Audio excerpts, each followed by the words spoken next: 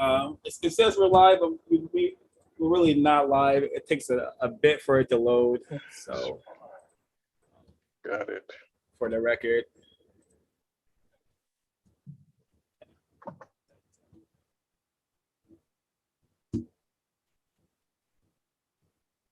Alrighty, and just gonna share this on.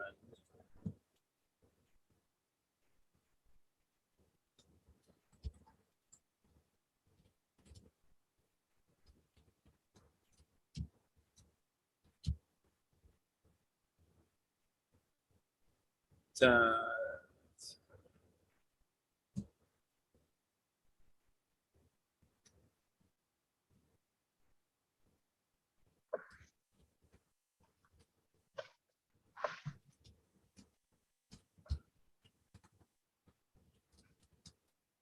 Oh, okay. Alright, excuse me. I'm still sharing it on my super censored social media platforms that I'm allowed to have currently. Right. Okay.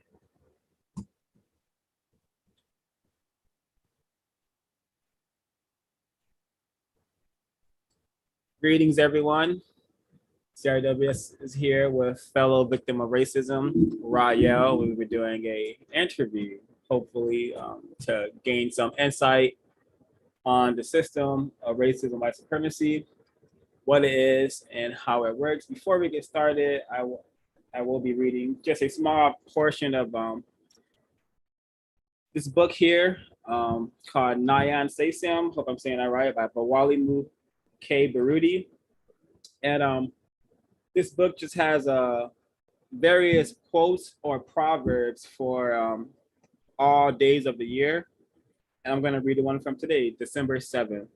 Um, and it says, the secret to life is to have no fear. And this is a quote from Kwame Nkrumah. And it says, it is it is our fear which lets the European corrupt our children's minds. Having created us and their minds, they know our fears and use them to force us to relinquish our children unprotected to their insanity. And they know well how to corrupt them. They know that all it takes is one perverted image, one loaded word, one twisted thought to start the process. They know that if they can implant the image or word when the child is young enough, it will find fertile enough gray matter in which to take root. And while it may not immediately come to dominate his or her thought, it will hold on its own until the mind is exposed to more corruptive thoughts as life goes on. It is like the cells of alcoholics who no longer drinks. If they ever drink again, they will more easily return to the bottle because the earlier alcoholism was powerful enough to permanently mutate the structure of the cells, such that these cells would forever be more receptive to and greedily seek out the taste of alcohol in their blood. Only those retaining their sanity without fear can prevent this assault against the minds of our children. Nothing else would be reasonable or sufficient. Affirm, I think this is from the author Mawali Bukibaruti, but he says, affirm, because I have my African unit sanity, I am without fear. I'll only say one comment about this. I am not African. I'm attempting to be African, which is a person, from my definition, a person who practices justice, guaranteeing no one is mistreated, and those who need help receive constructive help. Getting along with the interview, Mr. Rahyel, would you like to share some words about yourself and your background and your travels within the system of racism and white supremacy? Yes, no problem. No problem. Wow. Born and raised a victim for sure. Um, Resident of Baltimore. Uh, Seen a lot of changes coming up. I think for me, um, Mr. Mr. Fuller's code kind of brought everything together for me. Until then, I was very more confused than I am now today, and always thought that could never understand how white people were in power. They seemed to be so stupid, and I was like, yeah, it just never made sense to me until Mr. Fuller brought it full circle to me. But I don't know much to say other than I've always been an independent person. I always liked to be an independent person. I never really liked working under people. Um, been abused in more ways than I can tell you by white folks. Um, Family problems, children. I had problems with my relationships, problems with my children. I have three daughters, all problems with all my daughters. I had problems with their mothers, three different mothers. You know the story. Um, don't think I'm a bad person, but I'm a victim. I'm pitiful. So I never say I'm not because I'm pitiful. But I do my best to be the best person I can be. Never been to jail, never sold drugs. Now, won't say I've never done a drug because I have.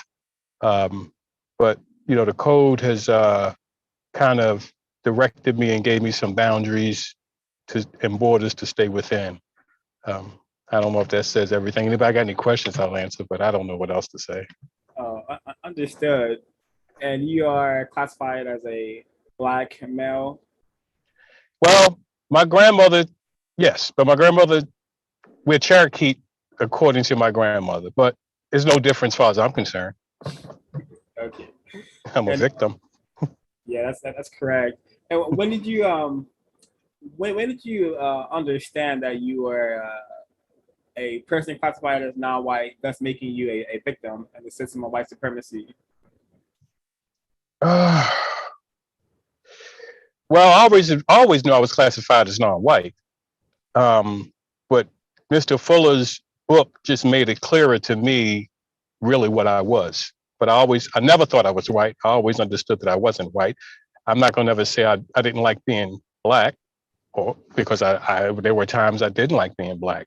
I struggle with it even today because it's so depressing sometimes when I see the city I live in and look at people classified as Black around me. It depresses me, and it's just rough. It's very depressing. How did you begin to how did you find out about counter racism, the likes of Mr. Neely Fuller Jr. and maybe Dr. Prince Wilson, if you're familiar with her? Yes, her too. Well, let me see. Uh, like I said, not understanding racism, but being mistreated by white people. I always wanted something better. I've always had a self. Uh, I guess I've always had a desire to love myself and love people that look like me, but didn't know how to do it. And I think Malcolm X, reading the biography of Malcolm X early in my life, then getting away from that, and then being mistreated by white people, then going back to more of Black cultural books. I met Kwame Ture. Um, I guess being so mistreated by white people, I think I gravitated to Black people because I grew up in the I'm six I was born in '64, so I grew up at a time where there were Black stores. Everything was Black when I grew up. It wasn't like now. There's all Latino and this, that, and the third. I grew up before crack and all of that, so I always had a comfort with being with Black people, but I guess because because of racism, I just was confused about it. So I was always drawn to anything that's Black, and I guess like I say, reading Malcolm, and then I came across Mr. Fuller on YouTube and Francis. Chris, you know Yeah, the name. I yeah, can't. Chris I'm Wilson. nervous. Yes, I'm nervous right now. Excuse me. Um, and then I came across her on YouTube, and it's just, I guess when you're starving for knowledge and you're ignorant and you're pitiful or ignorant, however you want to call it, I guess I just started just wanting more and more and more. And then, that gave me a little more knowledge of self, knowledge of what's going on. And that's what brought me this direction. I definitely appreciate that answer. I think it's Black self-respect for a Black male who is seeking, understanding and knowledge as it relates to what's going on this planet. Why are people classified as black in their pitiful state, and why is the mistreatment occurring from those who classify themselves as white? So you mentioned that you've been mistreated multiple Mhm. times already Yes. by white people. Can you share some incidents on how on what occurred, and Sure. if you can, feel free to name names. Okay. Well, let me see. Man. There's so many times it happens, you almost forget about them. Uh, Maybe well, we I've could, been. yeah, Go ahead. maybe we could uh, discuss something, maybe an incident area one, economics, and area eight, sex, and area I think it's five, labor. Okay. I can do economics, which well, pay. I know I was underpaid. I used to work. I was an apprentice at this electrical company. I can't remember the name of it. Me and this young white guy. We were both apprentices with the same background. We didn't know anything about the electrical field we were in or electric field we were in. So we were there as apprentices, and I got him to tell me what he made, and I told him what I made, and it came to find out he made 50. I think I made $6. He made 650, and but he wasn't supposed to tell me that. And I went to the foreman and said, "Hey, why is this guy making more than me? And we're here at the same capacity doing the same thing." And the foreman went off and was like, "I can't believe you guys are discussing pay." So that was the first thing to let me know I'm not, people of color are not going to get paid the same as white people. That's not going to happen. So that's one instance I can tell you for sure. Um, what's another one? I can give you an instance with my ex-wife. One time she was getting security bars put on her windows, and the contractor, which was a white guy, was put them on wrong. And when he came back to tell her about them because they weren't finished, I said, "Well, we don't want the rest of them." And I wasn't even with her at this time. I was just staying there because I was having some. I was going through some things. I would think I was going through depression or something, and um, and I was staying with her. But I was working. But I was staying with her, and uh, and the guy was putting the windows in, and they were wrong. And I tried to support her and told the guy, "Look, no, we don't want you to put no more windows in and just get out and everything." And when I put him out or attempted to put him out of her house, they walked in the house together. And when I came in, they talking lottie dottie like, okay, all that fuss he put up to try to support me or support my ex-wife. It was like she just swept that under the rug, like I didn't say anything. It was talking to the guy, but okay, don't worry about it. We'll do it this way and the third. And I felt 10 carats dumb because I was like, wow, I'm trying to, protect her honor and get her, make sure they don't rip her off and turn around. I'm the villain. So that kind of let me know right there that when it comes to me against a white person, even with certain people of color, I'm going to lose that battle every time, or at least I lost at that time. So that let me know that there too.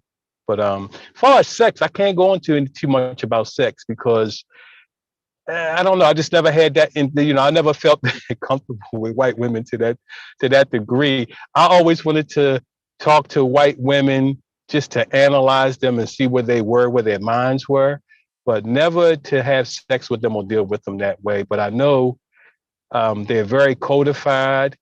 They're the X factor in racism. I think they're the they're the missing link in this racist code that's out here that a lot of people are missing is the white woman because I worked for this electric company one time and I made a delivery. And when I went in to make the delivery, I asked, who do I see? And this lady said something about, I'll capture him until we get ready or something. I'll capture him and then send him down there to you later.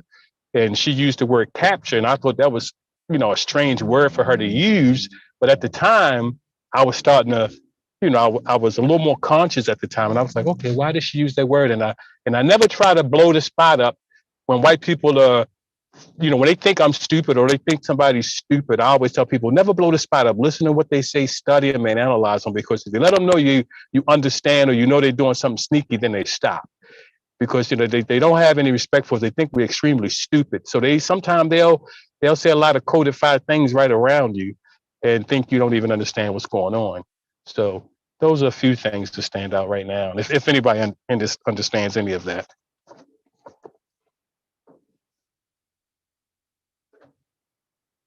I certainly do. So you mentioned that in our correspondence that you have been to 48 of the so-called states. Yes. Well, what have you observed in your travels as it relates to racism and white supremacy? Like, do you see Black people in a really incorrect position of being very confused about the problem, no matter what state you've traveled? Absolutely. One of the biggest things I see, and I travel globally a little bit, and I see this even globally. But one thing I notice when I travel throughout the states is the awesome job of population tailoring. I mean, population tailoring is like, I mean, they got us so tailored, you don't even want to know. They got us more tailored than Launch Taylor. I'm talking about we are so, I mean, it's just, it's a shame how they're wiping us out and bringing the Latinos in to replace us. And I guess, and I can't blame them because they have them in a victim status too, where they're so oppressed in their own countries, and then they bring them here. And I guess this is like the promised land of them. So they step right over top of us and come right in. But what I've noticed in all 48 is just a great deal of population tailoring and the many faces and how diverse racism is in every state. It's like every state has its own formula, a little twist to that recipe of racism in each state. And please elaborate on what sort of population tailoring have you observed? Okay. Um, I'll start where I reside right now, but I just moved to North Carolina, but I'm in Baltimore now. Grew up in Baltimore. Like I said, when I grew up, there were Black neighborhoods, Black stores. Everything was Black. Everybody I went to was Black. Um, and now everywhere you go, it's Hispanic. There's nothing Black anymore. I mean, the people that cut the grass. If you hire somebody on Angie's List to do any work for you, it's a Latino person. I mean, they're in the Black communities. They own all the corner stores. The Asians only hire Latinos. The people classified as Asian only hire Latinos. The people classified as Jews only hire Latinos. It's like people don't even want to hire Black people anymore. And I've been to Chicago. In Chicago, the same thing. I mean, with all the so-called great, and even in Baltimore, with all the great Black lineage in these cities, all the the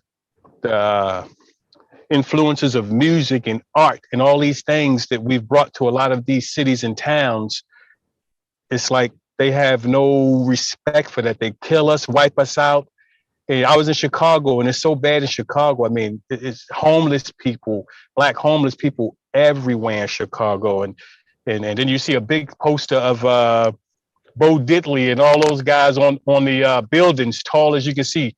Big pictures of Bo Diddley, but the Black people there are suffering by the thousands. And even in Iowa, people. I've been to Iowa, and I met this brother in Iowa, and he was almost like you almost feel like you went back to the 1800s with this guy. He head down, scared to talk to white people, just very extremely passive in that state.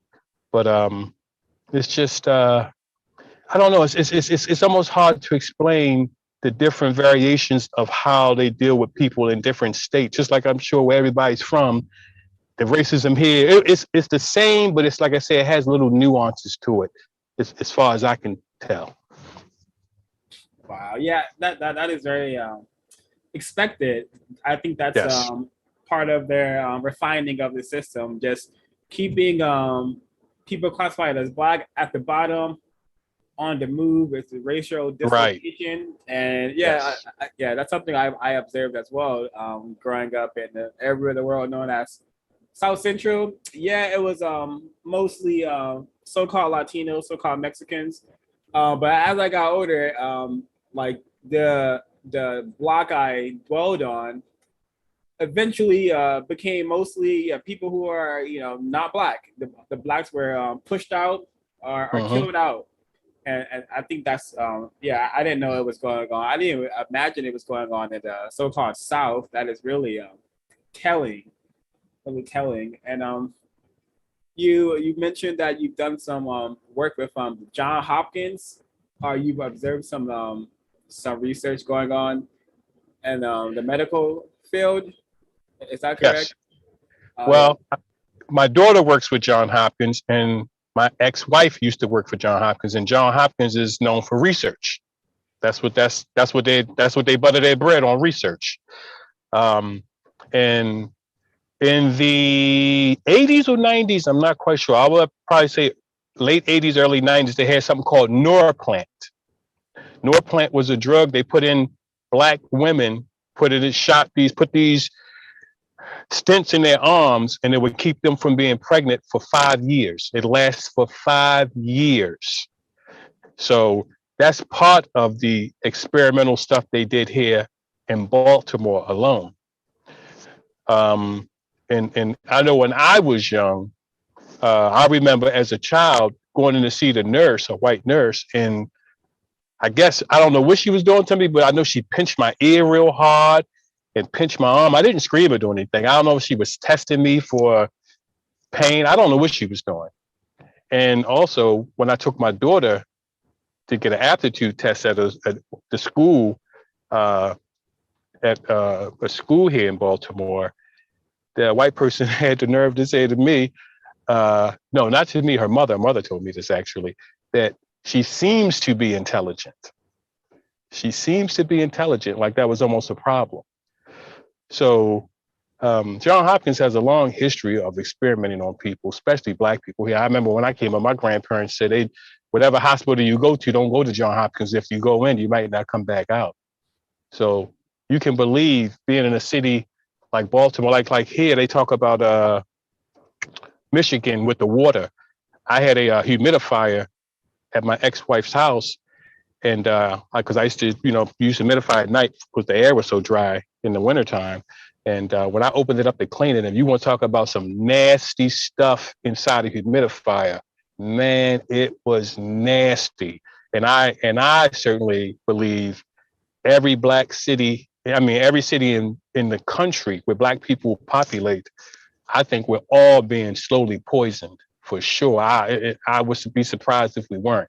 So I put a filter on her water system, but I mean, I don't know how much that'll work or what it'll do because I don't know what's in the water. But man, yeah, this is some nasty stuff going on here in Baltimore for sure. Wow. What were you able to understand like the chemical warfare taking place when you were more confused, or did you begin to connect the dots when you had the understanding that we were in a system of white supremacy racism?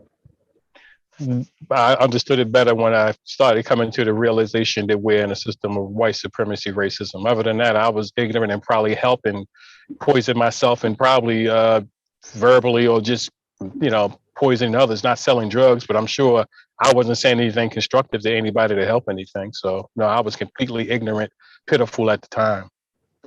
Uh, yeah, I suspect the chemical warfare is taking place where in our areas where black people are placed to so-called to exist. For sure. There's an Right. excellent broadcast. Are you familiar with the context of white supremacy, Um, the would you radio mean do show? the content? Yes, yes. Yeah, there's an excellent broadcast called Chemical. I forget the name of it, but I'll send you it. I'm also going to post it on the YouTube channel because it's from like, I think almost 10 years ago, but the information would seem like he's talking about today, right now. And from what you said, it definitely um, looks that way. Looks that way for Yes. sure. Let me see. So I know we kind of talked about Area 8 a little, but I have this question on my list, so I'm just gonna go Hmm. ahead and ask it. Have you ever been raped by a white woman? No. Wait, excellent black self-respect right there. So, when you were younger, did any of your attempted parents or anyone in your existence tell you about the system of white supremacy, or that we were existing in one?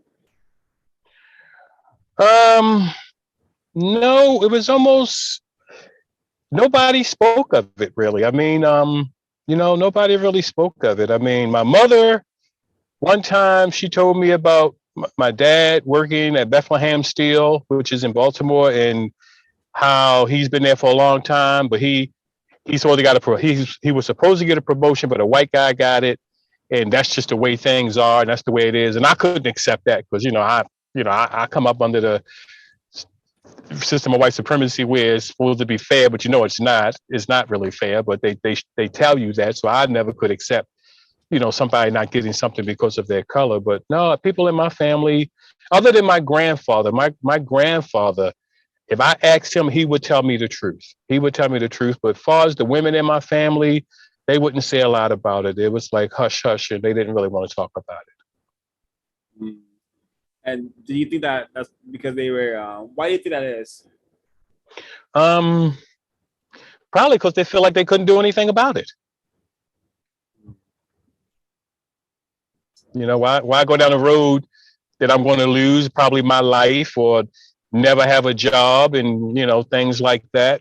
So I guess they wanted to take that fight out of me immediately because I guess they just figured it would make my life harder, and I guess they didn't want me to have a rougher life than I would already have. Oh, that. Mm. And let me see, which next? Oh yeah, how did you spend your time and energy before you were aware of the system of racism, white supremacy? So man, I was a complete idiot. Hold on, let me think. Oh god, I was a complete idiot, man. I was a complete nut. Well, you got to realize I came up under abusive family. I grew up, as a child, seeing my mother and father fight all the time. Fight. My father was a military guy. He drank. Well, excuse me, my attempted father, because I'm usually codified, but I'm usually the most codified person I'm around. So I think being in this group will help me have a better understanding of being codified and being checked, so I can stay codified. But anyways, I'll correct myself as much as I can. Um, my attempted father was very abusive. My biological attempted father was out of the picture, but my attempted stepfather was very abusive. He was in the military. He was a very light skinned black person. So I can't even tell you what he went through and what his psyche was about. I just know he was very abusive. I came up watching my parents fight a lot. Um, and as I got old, what was the question again? How were you spending your time and energy when you were Right, more confused? right. There you go. I'm getting to that. Okay, so like I want to give you this so you can understand it. Understood. So yes. So like I said, I came up in a very abusive family, watching my parents fight a lot, drink a lot, do a lot of drugs. Um, and even as I got older, my father, like I said, he was very abusive. He used to beat me in my sleep. If I did something wrong, he would beat me in my sleep. I would wake up to a beating. I would wake up not even know what's going on, getting beat. So um, that wasn't good. So I wasn't abusive to others physically, not like that, but I was very non-constructive, always chasing women, thought with my penis, always chasing women, always laughing and joking, doing nothing of constructive value, nothing, 0.0 of anything of constructive value, and just was very just extremely pitiful. That's how I spent most of my time coming up, honestly. And when you say chasing women, I'm assuming you mean chasing black females. Yes, excuse me. Thank you. Yes, chasing black females. Yes, thank you. Yeah, and like what you're sharing about your victim unit is why It's why Black people cannot correctly say that we have families, because families are not supposed to Right. behave in that manner. That is very terroristic. And Absolutely. did your victim mother attempt to get your attempted stepfather from assaulting you? Well, no, because he used to assault her. So I mean, he was beating her up all the time, but she was almost like asking to be beat up because she would aggravate him to the point he did these things, and then he would flip out on her, and then they, like I said, I would just see them fight at night and all types of things. I'm thinking I'm dreaming, having a dream, and I wake up, the house is busted up, this, that, and the third. And then later on in life, she became the same way as him. She used to beat me with extension cords, beat me, my other sibling, my other brother, who's now a drug addict. Because I always tell people, you can never, you can never, you could never assume how a person's going to react to abuse. I used to look at drug addicts and people that way in a different light back then than I do now. I know now I'm no different from them. I don't care how much drugs they use. I'm no different from them at all. And I know that now, and I never knew that. So, luckily for me, I came out, I imagine, a little more saner after all that abuse. But my brother, it broke him and broke his spirit. But my mother turned out to be the same way as my dad. She used to beat us with extension cords and all types of things. And now, if you ask her about it, she act like she doesn't remember it. So no, I just came up under a lot of abuse, man. And I can only imagine that they came up under the same abuse, so on and so on and so forth. Trauma and terrorism is that's something that I have learned that most Black people have a familiar history with being Yes. traumatized and being terrorized by white people and non-white people, Right. tragically. Um, Yes. and you mentioned that you had grandparents. Do you think having them in your existence was constructive, helpful? Man, I mean, brother, that was my saving grace. Were my attempted grandparents were my saving grace, because my mother used to just leave us. You know what I mean? My attempted father went to jail because my attempted mother left us in the house for like 2 or 3 weeks by ourselves. And I was 5 years old at the time. My siblings were even younger, maybe 3, 4, etc. And and she just left us and just was out doing whatever she does. And he came and saw us in this state because he was running the streets also. So he came and saw us in this state, scooped us all up, took us to his mother's house, walked out with his rifle and his guns, and went looking for her to kill her, and found where she was, shot up the house, burned the house up, then shot everybody trying to come out, and went to jail for like 5 or 6 years about behind that. But my grandmother took me from that situation. My attempted grandmother took me from that situation, and at least gave me a place where I could at least get some type of comfort and not be so, terrorized and beat and looked down upon and talked to. My mother was extremely verbally abusive. And it took me years to stop being that way with my own children and other people. But my attempted grandparents were basically my saving grace. Wow. What are your experiences in Area 7 religion? Oh man, excuse me, brother. Yes, um, religion, religion. I've tried. Coming from a people classified as black, you're going to get some religion.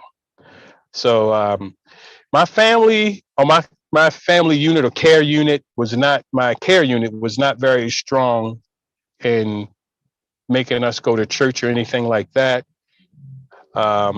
So that wasn't a very big deal for me, other than I always wondered why Jesus was white, and nobody ever could tell me that.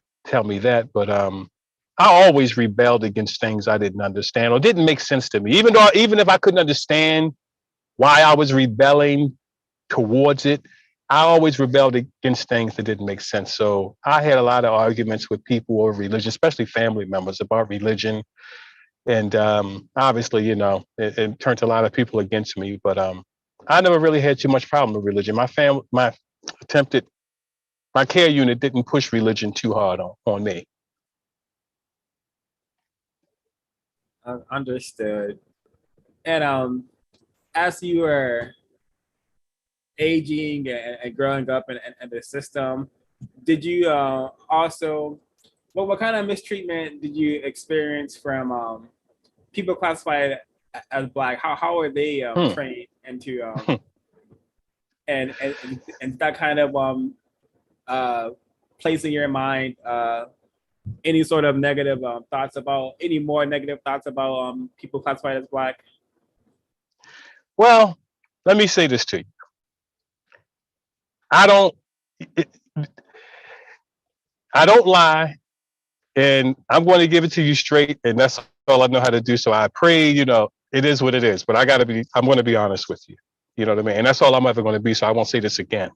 My upbringing was extremely trashy and tacky. Number one, now I didn't have to worry about white women sexually, but in my family, yes, I was not going to say raped. I mean, in my care unit, I'm not going to say raped. I'll say I was molested by some women in the care unit.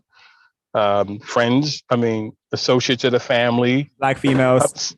Yes, Black females, and yes, Black females. Not no men, no males, no males, just females, Black females. I was molested by Black females, which in turn, made me a little more curious about sex, which in turn made me fiddle with my sisters. Not against their will or anything like that, because they were young too, but made me, touch them inappropriately when I shouldn't have. And to this day, I think I have two sisters, or two, I guess you say sisters, right? Is that correct? I don't know. Siblings are siblings, victim sisters, attempted sisters. I have no clue. But please continue.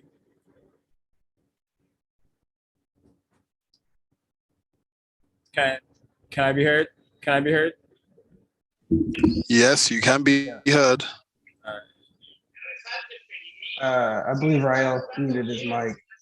Oh, Rahyel, you may have muted your mic by accident. To speak. Oh, there we go. Is that better? Yeah, the last thing I heard was you asked a question of what to call your sisters. Right. Now, yeah. Did you hear the part about me being molested by my Black females in your care unit? Yes. Yes. Yeah. Okay, which made me, I guess I would say, molest my sisters at a young age. You know what I mean? When I was younger, probably 10, 12, 13, I touched them inappropriately.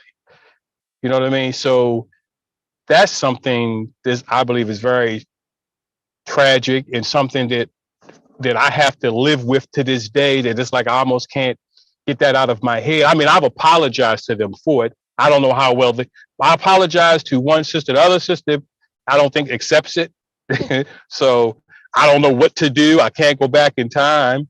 I didn't mean to do it. I was very ignorant and pitiful at the time. I was, like I said, I was a child. It wasn't like I was 20, 30, 18, 19. I was, 12, 13, etc.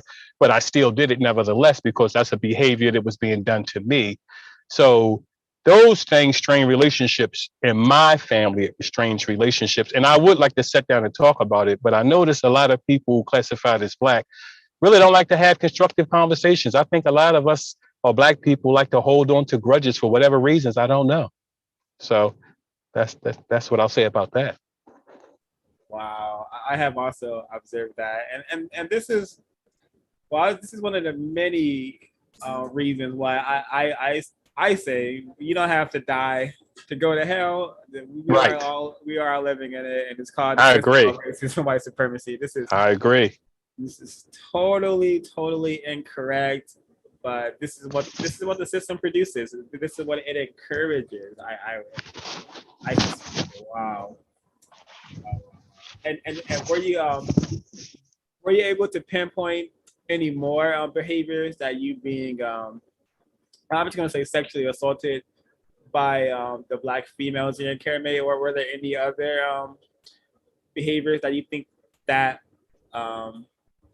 mistreatment produced in you? I think it made me very sexual. It made me, just not care about anything. Like sex was like sex was the most important thing to me as a young person coming up, as a young teenager uh, coming up. It's just I was very sexually motivated. It's just sex motivated everything about me. You know what I'm saying? So I think it did that to me, where I threw my life away chasing black females when I could have been doing something constructive. I threw away a great part of my life just chasing females. That's what it did to me. I feel destroyed a lot of my life, because when I look back at it now, I would have never done that. As they say, if I know then what I know now, I'd have been out there doing something more constructive and pray to have a better life and not have all this regret that I can do nothing about. Wow, wow. Do you suspect that that is what contributed to you having offspring with three different black females? Absolutely. And what are the dynamics with your so-called baby mamas? Yeah, that's fine. That's what they are at the end of the day in this system. Let me see. I was married once, and it's, the sad part about it is I feel this way. We are both very good people at heart. Like right now, and anything I ask this female for, she'll do, and vice versa. Us being divorced means nothing to me, because I care for this woman and she cares for me. I know this, but we are so psychologically disturbed through this system. We can't put it together. We can't connect the dots, because we're just too psychologically jacked up to connect the dots. That's my ex-wife. Now, my middle daughter, which came while I was married, I cheated on my ex-wife and had another child. That was just a straight up just having, just want to have some sex and made a baby. That situation is that. So, there's nothing there other than, like I said, if she needs help, I'll help her if I can. And, basically she does nothing for me, but I'm just that type of person, because I just have so much regret that I just, I don't like to, if I can help a person, I will, because of all the things I've done. So I try not to be that type of person. But, and my last daughter, I guess all the tricks I ran on black females, she ran a trick on me, and we were in a we were having sex, and she said she was taking a pill and she wasn't, and she got pregnant and had a baby. And, I didn't want to have the child, but she did and had it. And so that strained our relationship. You're talking about your third baby mama, right? Yes, the third one. So yeah, she ran the same game on me that I ran on my second daughter's mother, and and played me, and I got her pregnant. She kept the baby, and which is no problem now. I loved my daughter. It's my baby girl, or I guess you can say that. I don't know. So that's what she did to me. And I was living with her, staying with her, probably really up to the day. I'll be going there this evening after we finish this. But our relationship is strained because of this code. I talk about racism. I talk about defeating the system of racism too much. I live it, breathe it. I spend every waking second of my life looking for a weakness in this system that I can't find. And I'm sure it's driving them crazy and they want to get away from me. So I'm going to be moving from there. But, I think when I was extremely, extremely pitiful. I probably could have had a relationship with her, but now that I'm not as pitiful and I see what's going on and I speak on it and I look for some constructive conversation about it back and forth, I think that's stressing that whole situation. So it's all zeros for me. All three, it's all zeros. Yeah, yikes. Right.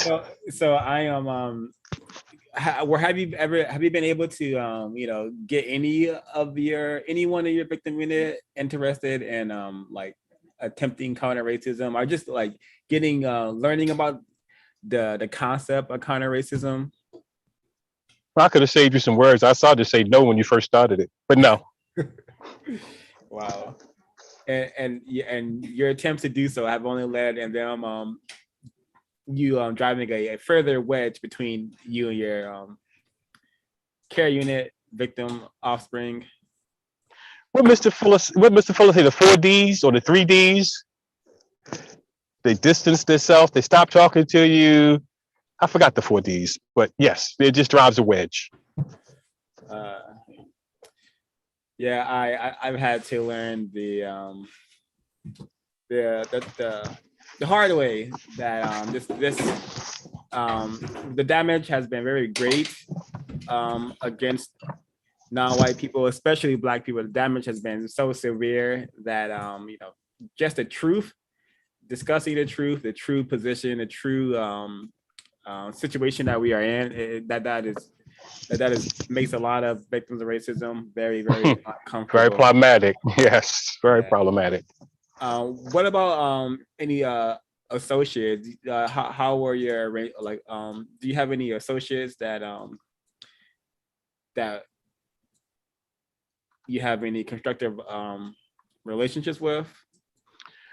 I thought I did until no. I'll just say no. No, I don't. And no, I'm on an island by myself. Same here. So when you were more confused, did you believe that you had friends? Oh yes, absolutely. Yeah, that is a pattern I'm observing in this effort against the war known as racism, white supremacy. Wow.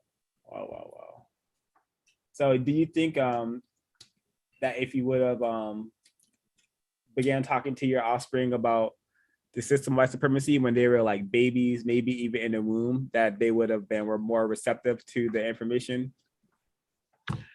Well, I say this to they don't have their mothers. They can't be mothers, right? What are they? I guess they're attempted murders. Attempted mothers. Thank you. I really need this group. Really, you just don't really know how bad I need to get my vocabulary right. They're attempted mothers. I have 3 daughters, or attempted daughters, and I tell their attempted mothers I don't have any children because all 3 of my attempted daughters follow their mothers. So I don't have any children really, other than attempted. I don't, because they don't listen to me. They don't pay me much mind because their attempted mothers don't pay me any mind. And girls follow their mothers or attempted mothers.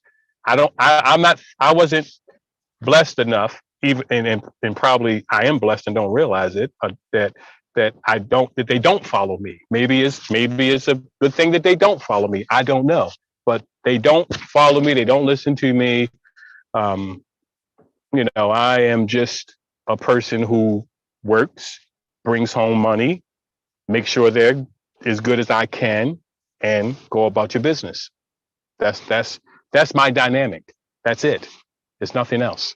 I work, I provide as much as I can, and I go about my business. Like, I'm a business owner. So it's not like when I say I'm staying with this person, I'm only staying with them because I haven't purchased a place yet, and I'm looking to purchase a place, which I just did.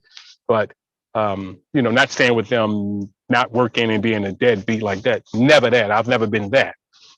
So but I'm just a person who works, provides, goes about his business. That's how I'm looked at. Called when needed. That is a tragic travesty, but that is racist man and racist woman. and racist child agenda. That's their job to have the black male such a incorrect state in regards to their offspring. And my care mate has a question. She wants to know what's your definition of children. What's my definition of children? Wow. Oh man. I guess someone you lay down with the woman with and procreate. Or well, I guess we're all children really because we're all pitiful. So at the end of the day, we're all children of racist man and racist woman. So I guess children are people of color. That's my definition. Any person of color is a child in this world. She says thank you, and I agree. Any person classified as having color in their skin is most certainly not a man or a woman, but certainly a child, a prisoner of the system. Yeah, and I think it would have been a blessing for your offspring to be directed into some counter racism. Other than that, they're just going to be fellow victims who are confused and are doing what confused victims do. So I just wanted to make that comment because I don't want you feeling like you being not in their existence in a manner that would be constructive for them to feel like it's a good thing, because I don't think it is. I don't either. I really don't. But unfortunately, that's the setup we're in. There's so much subliminal stuff out here that, like I said, racist man and racist woman is in my house or my dwelling or whatever you want to call it. They're there. They have more authority in my dwelling than I do. Correct. And what do you think it was that caused your offspring to? Do you think they were exposed to too much TV?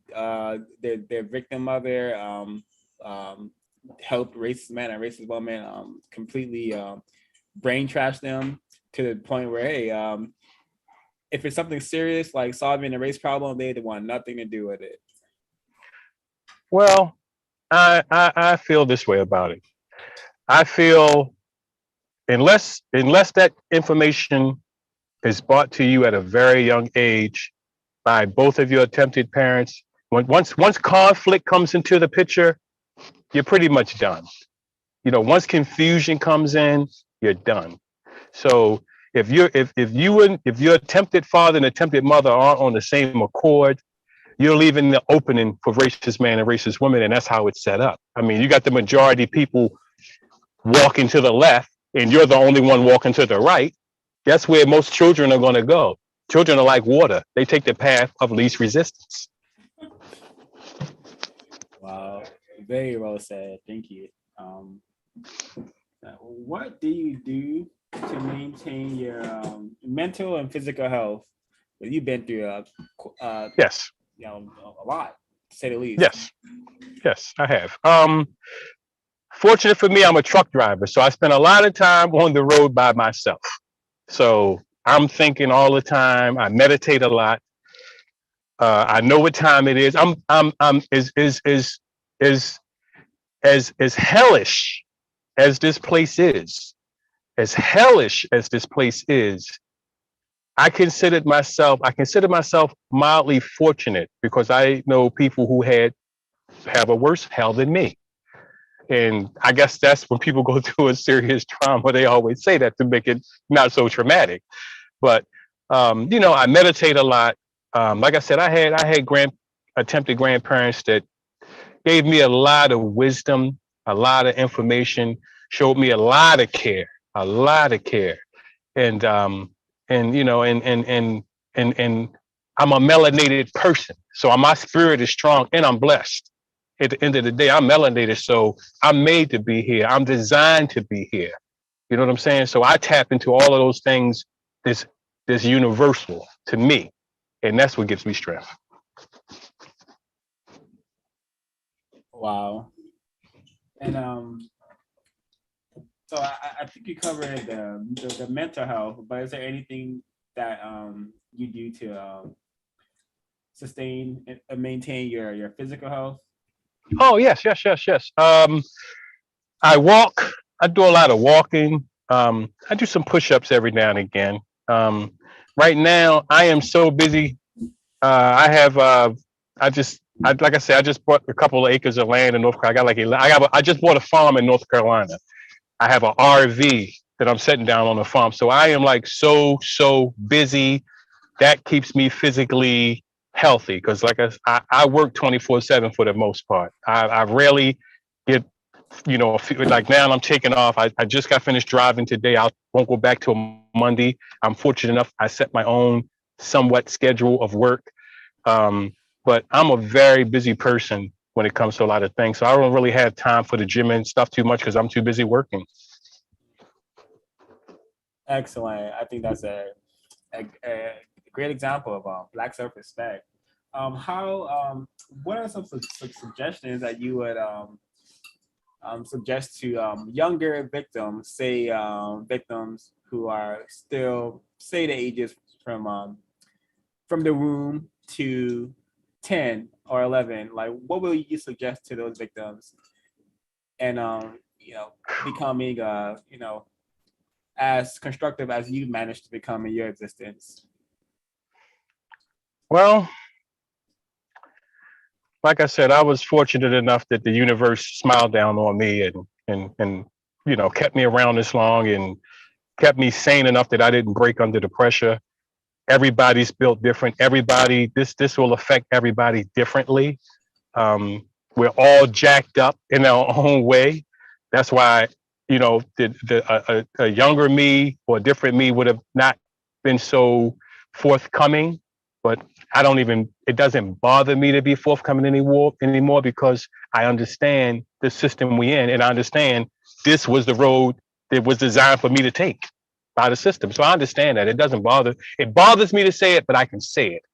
But what I would say to young people is, wow, that's a tough one. What to say to young people? You're being lied to. Everything that you think is true is a lie. Um, you were designed to be here. You have melanin in your skin for a reason. Um, you know, that's that's just a I don't know. I really don't know what I would say to young people because it all comes down to the so-called parenting at the end of the day. So I really don't know what to say to them that would stick. I'm still searching to do that because I have children. I have so-called children that I don't know what to say to them. So I wouldn't know what to say to a young person, to be completely honest. Understood. That makes enough sense to me.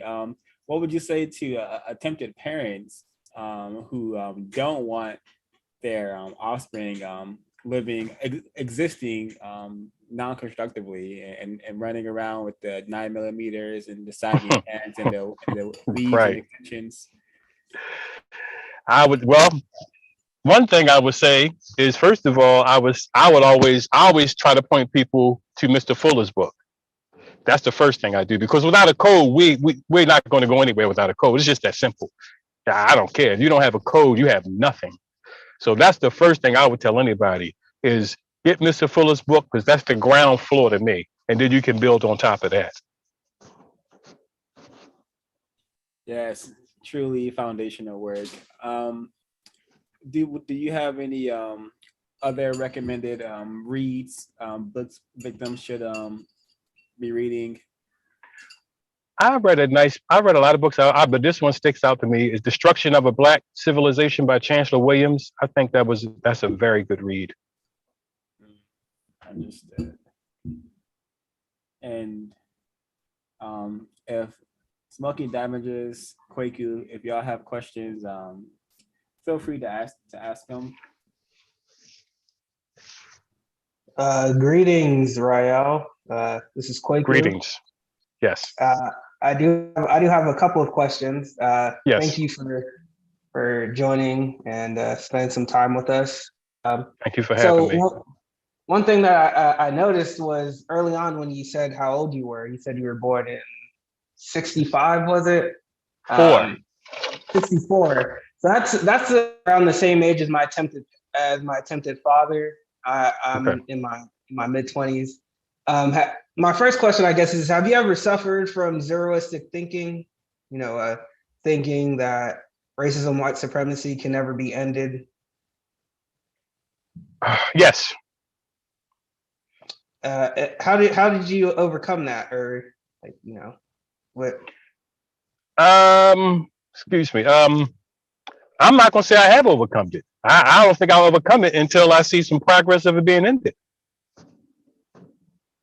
I see. Okay. And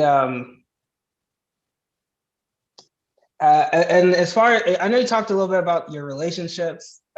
Yes. From one thing for me, talking about counter racism with my father has pretty much destroyed our relationship with my victim unit.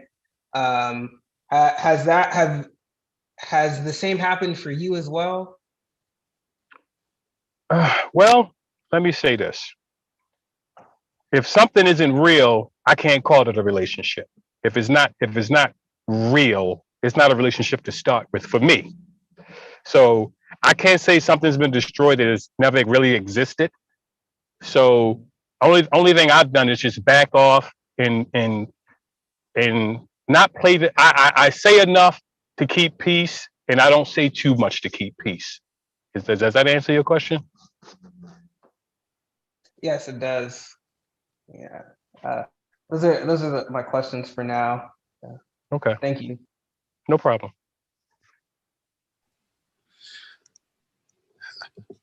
Hello, greetings, Rahyel, Smoking Damages from Reviews Room. Good day. Hello. If a non-white person asks you what racism is, how do you describe it? The mistreatment of people of color in all areas of activity. Okay. And when actually, let me go to this question. Why do you think white supremacists practice racism, white supremacy? I would have to agree with Mr. Fuller for personal gain and fun. And just to watch people, I guess they get off watching people suffer. That's all I could. That's all I could see. They just get off watching people. They're bloodthirsty people. They have a bloodlust, and they just wicked people that I don't want to get. You know, it boils my blood to think about them. But they're just wicked people. They have a bloodlust, and they just evil. And I guess for personal gain and entertainment to them.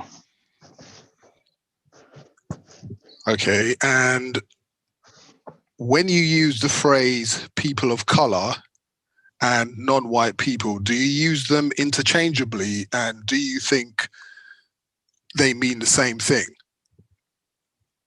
Non-white people and people of color, yes, I do think they mean the same thing.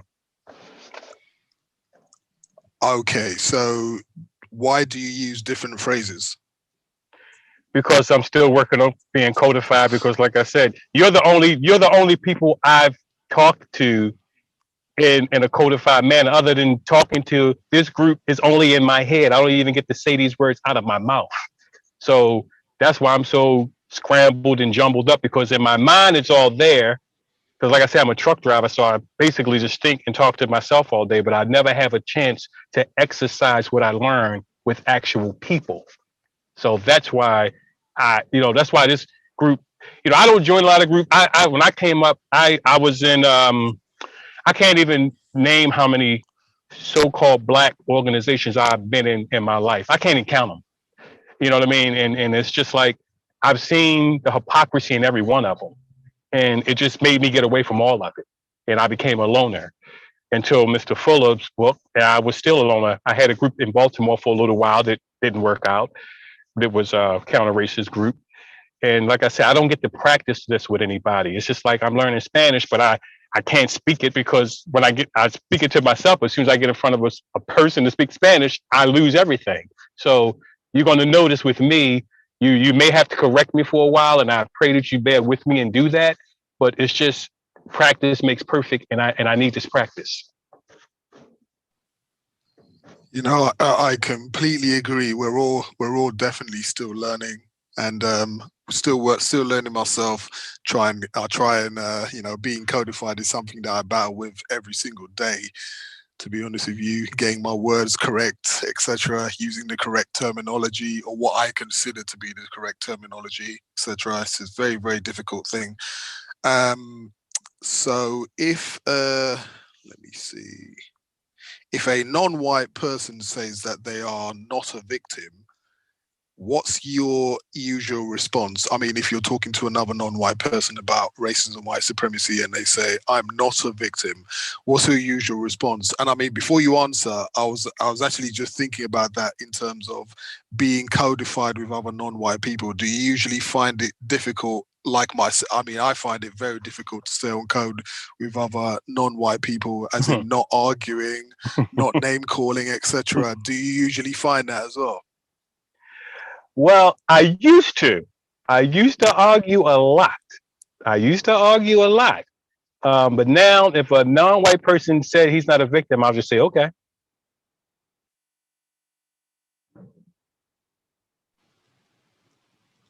Okay, that is brilliant. What sort of advice do you think you can give to other non-white people who might struggle with that and get into arguments? What's some of the best ways you found that works for you to not get into arguments with other non-white people? Because you're not going to change people through arguing. I've never seen an argument change a person. So why argue with people? That would be my advice. Argue, intelligent conversation. You're not going to. The worst thing you can do to me, and I've said this to my children's attempted parents, because I'm the kind of person, I almost mirror what comes to me. I used to be that type of person. I used to mirror what came to me, and I noticed it only brought me more problems. So I've never seen an argument fix anything. You know what I mean? So it doesn't make sense to argue to me. It's so counterproductive and non-constructive. Why waste your time and energy in the process, in using that or doing that? Doesn't work. Okay, thanks for that answer. I got one last question. Do you think it is constructive for people who are classified as Black to have sexual contact with other non-white people who are not classified as Black? Okay. Black people having sexual contact with other non-white people not classified as Black. You said that, right? Yes. Yeah. Do you think it is constructive for people classified as Black to have sexual contact with other non-white people who are not classified as Black? You got a good one there. Mate. Let me see. Well, we're all victims. So victims. I can't. We're all victims. So I that would have to come down to the mentality. You know what I'm saying? I really can't. We're all victims. So I can't say no to that because I can't say no to that because we're all victims. I guess it would come down to the mentality. We're all victims, right? We're all non-Black. I mean, you said Black and colored. You said Black and people non-white. So are you saying like a Black person and a Mexican, or a Black person and an Indian, so classified as Indian or Mexican? You mean something like that?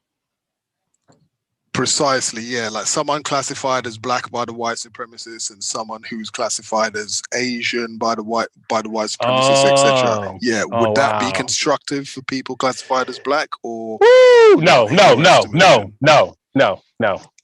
Okay, give some reasons for your conclusions, please. Well, I say no to that one because in a system of racism, white supremacy, usually those groups already are divided. I've met Asian people and Latino people that are extremely bigoted. And the last thing, as a matter of fact, my ex-wife grandmother didn't like me because I was too dark. So no, I don't think so, because until racism is kind of cleared up, I think the bigotry between the different ethnicities of people is still, I feel to me, it's still a problem. The different ethnicities is still a problem because we're so pitiful as colored people. You know, I think it still would be a problem myself because of just the strong bigotry and just how powerful racism is. You know, I see it that way.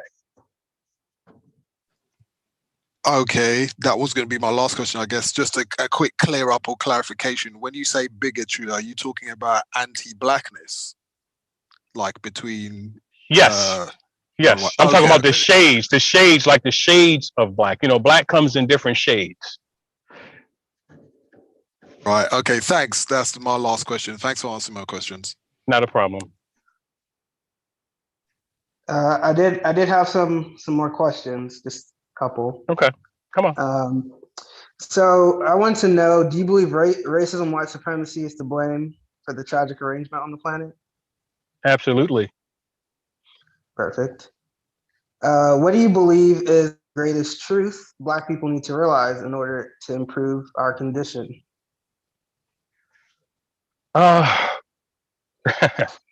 Racist man and racist woman hates us and conspire every day to destroy us.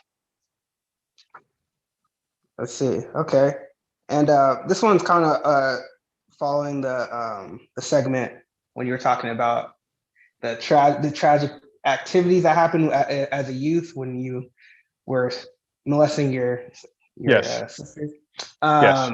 Do you still blame yourself for that, or do you blame yourself for that happening? Well, you know, I say it like this. I don't blame myself, but I have to live with it. So if I don't blame myself or not, it doesn't matter to me. I did it. I have to live with it. Does that answer your question? Yes, it does. Okay. And who is more confused about racism? Non-white people or white people? Well, white people aren't confused at all. Non-white people, non-white people are extremely confused. White people aren't confused. Not the ones I know. Let's see. Okay. And let me see if I have another one. While you're prepping your next question, I just wanted to interject. Non-white people are not living. We simply are existing. Yes. I just had to throw that in there. Kwaku? Thank you. That was the last of my questions. So thank you, Rahyel. Greatly appreciate it. Not a problem. All right. If I could just get one. Yeah, go ahead. Okay. Go ahead. No, go. Come on. No. Let's Okay. go. Go ahead, smoke it Look, down. I'm exercising demons right now. Thank you. Okay. Before when you mentioned that, I think you called the contraceptive drug, was it Norplan or something? The one that Norplant, yes, sir. Norplant, yes. Right. Okay. Yes. Do you think that this contraceptive drug, etc., was specifically targeted towards Black females rather than other non-white females? Absolutely. I read a study that it was. Okay, please, could you describe some of that? Well, it was for population tailoring. That's what it did. I mean, like I said, Johns Hopkins is the research.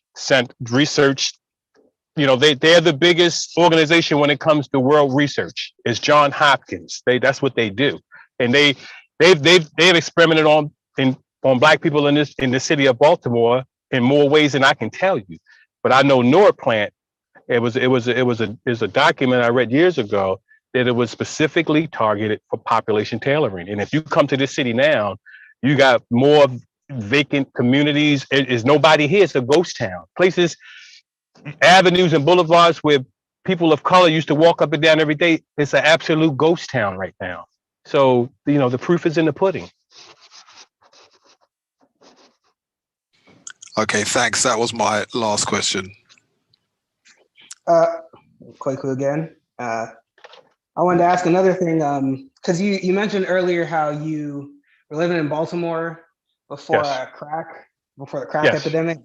Yes. If you could you discuss like some some of those things and what it was like before and then when crack was introduced and then kind of afterwards? That's something I've Okay. always been interested in. Well, I can explain the best way I can. Before crack was introduced, like I said, I grew up in all black community. The store owner was black. The bagger was black. I mean, we went to supermarkets, there were white people there, but everybody else was in there was black, working there was black. You could walk at night. My grandparents, my attempted grandparents, we never locked the door. Never locked the door. Never locked the door. Didn't know what a locked door was. Um, uh, you, you could play all night out on the corner and have a good time. You know, it it was just we had Afro Clean Block where we had communities that kept the blocks clean. They hung banners across the neighborhood to show that this block is cleaner than this block, and then this block was working on being clean the next time. And we I ain't gonna say we battled that way, but that's the kind of competitions and things we used to do when I was young. You know what I mean? We wanted to see who could have the best looking block, who could have the most lights up at Christmas. As non-constructive as that is, that's better than what's going on right now. As non-constructive as it is. So now, and when crack came in, I mean, you had guys out here selling drugs to their mother, their uncle, their cousin, their sister, their brother, shooting each other for money. You couldn't go anywhere anymore to have a good time because the drug dealers were everywhere. They wanted to be treated a certain type of way, and if you didn't treat them a certain type of way, that was a problem. I mean, it made children. It had more children being left alone at home. Children out begging. More people standing on the corner begging. I don't know. It's just like I said. I'm not a very good explainer, but that's about as best as I can do with it. I see. Thank you. Why do you think crack why Black people fell victim to crack? Like, it seems like Black people suffered the most from the crack epidemic. Why was that? By design by racist man and racist woman. It was designed for Black people. If you design something for them, design something for us, we're going to fall victim to it. We're extremely pitiful. What do we know? We're in the situation we're in right now because we're trusting racist man and racist woman. That's why we are what we are, because too many of us trust them.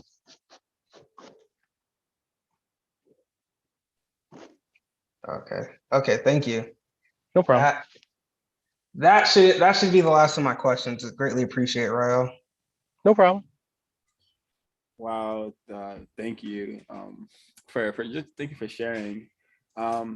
This is from my cellmate, and she asked, "Can you give an example of when your offspring has experienced a racist attack by a white person or mistreatment by a non-white person? What did you do to assist them, and how would you act differently now?" Okay. All right. My oldest attempted daughter, she's a ball player, and I noticed, like, she was a ball player, MVP for the league and all of that, and they stood because she played with a lot of white children, because we lived in a area that was predominantly white, because obviously as a person of color, you got to go sleep with the enemies. If you want anything, you got to go sleep with the enemy. You can't sleep with people of color. You can't be around the people of color and have any gain in this world, educational or work or anything else. You got to go hang out with the enemy to get anything. So that's what we did. And I noticed that she used to get a lot of fouls called on her when she played sports. The teachers would try to I forgot what she wanted to do in school, and the counselor tried to talk her out of it, and her mother had to go up and talk to the counselor, ask her why she's trying to deter my daughter from being something she wanted to be. So those type of things as my daughter was young, she went through as far as racism. And she used to come to me and say, I think I'm being treated racially. And I said, you are.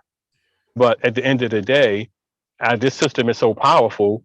Instead of coming and standing with me to oppose racism, I guess it's easier lifting to go along with the flow. You know, going against racism is heavy lifting. So, you know, like I said, children follow the path of least resistance. So that's what happened then. So on that one, but you said what would I do different today? What I would do different today, like I said, I would give her Mr. Fuller's book. I gave the book to a couple family members, and I'm sure it's collecting cobwebs. You know, so I stopped doing that. But you know, that's what I would do differently.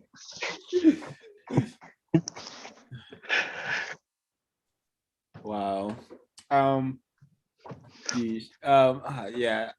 From what I've heard from other victims who give the book to other victims, it usually goes collect stuff. I think that I think you need to go collect those books back from Right, them right. and give it to a victim who will actually attempt to Yes. read it and practice the information. Absolutely. Because I tragically I convinced my victim mother to get the books, and it's been sitting over here unread, tragically, the word guy as well. So yeah, it's just really tragic. Do you view white people as suspected racists? To say the least, I could use some better words, but absolutely. Why is that? Because that's what the evidence shows. That my evidence shows that. And when did you start viewing white people as suspected racists? Always, I've always viewed them that way, but without a code, I couldn't pinpoint anything. I didn't know how to study without a code, if you know what I'm saying. I didn't have a foundation. I didn't have anything to work from. You know what I mean? I was just scrambled. My eggs were scrambled. I'm like, okay, I know they're mistreating me and I know they suck, but I can't put my finger on it. Why? Until the code.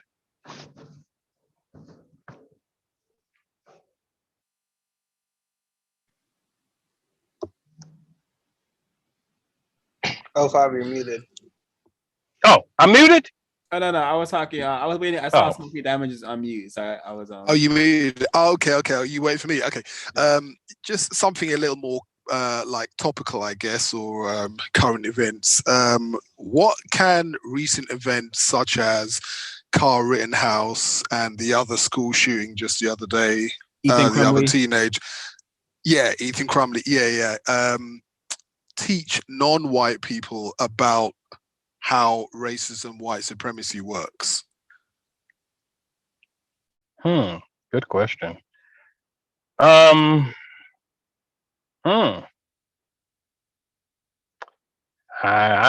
feel it could show that if you're white, you get away with murder. If you're white, you can get away with murder. I think that's what it shows, and that's how it works. I completely agree.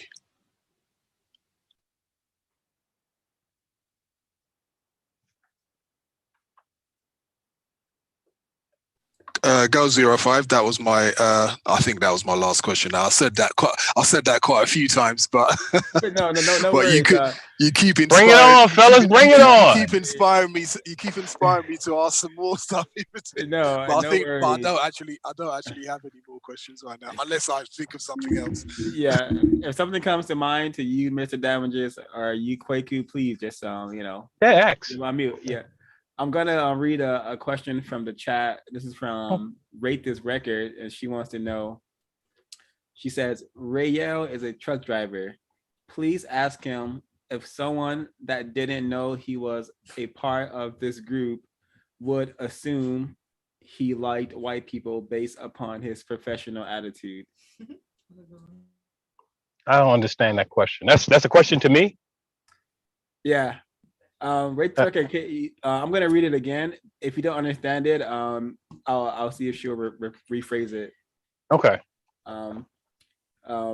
ask him if someone that didn't know he was a part of this group would assume, and that's in quotations, the word assume, would assume he liked white people based upon his professional attitude. Okay, let me. So I'm assuming that she's asking me like, if I'm like talking to somebody in my work capacity, would they think I'm white? Does it mean you think that's what she means? No, would they think that you liked white people based on your professional attitude? I doubt it because I'm. So you saying? All right, hold up. So in my professional capacity, would a would a would a non-white person think I like white people, or would a white person think I like white people, or just anybody? It looks like anybody. Would they think in my professional? Would they think I like white people? I'm a very transparent person. I would say I don't think so because I use a lot of ebonics with white people. I try to aggravate white people a little bit, you know what I mean? Because I don't like them. So I would say no. I don't think anybody, because you got to realize, you know, I forgot 0526. Is that right? Yes, sir. Got that memory. The shirts you wear, I wear shirts that could get me shot. You know what I mean? I wear some harsh looking shirts. I wear harsh shirts around white people. My brother always asks me, my victim brother, said, "Man, you losing your mind." You know, I got the shirt. Racism is the most powerful government on one side, most powerful religion on the other side, and I work around white folks every day, and I wear these shirts, and I had to stop wearing those shirts because I used to take my daughters out with me and wear my attempted daughters and wear those types of shirts. So no, I don't think anybody would ever get me confused with a person who like white people. I don't think so. I don't come off that way. I'm a very transparent person. I don't really, I don't play those types of games. She says, thank you for answering the question. Anytime. Yeah, so I would love to you've been a victim far longer than I have been a victim of racism, white supremacy. So what have you please share some information on what you've observed white people do, or what you have heard about white people doing from your victim unit that is what you described as wicked, and what I think is also correctly called evil.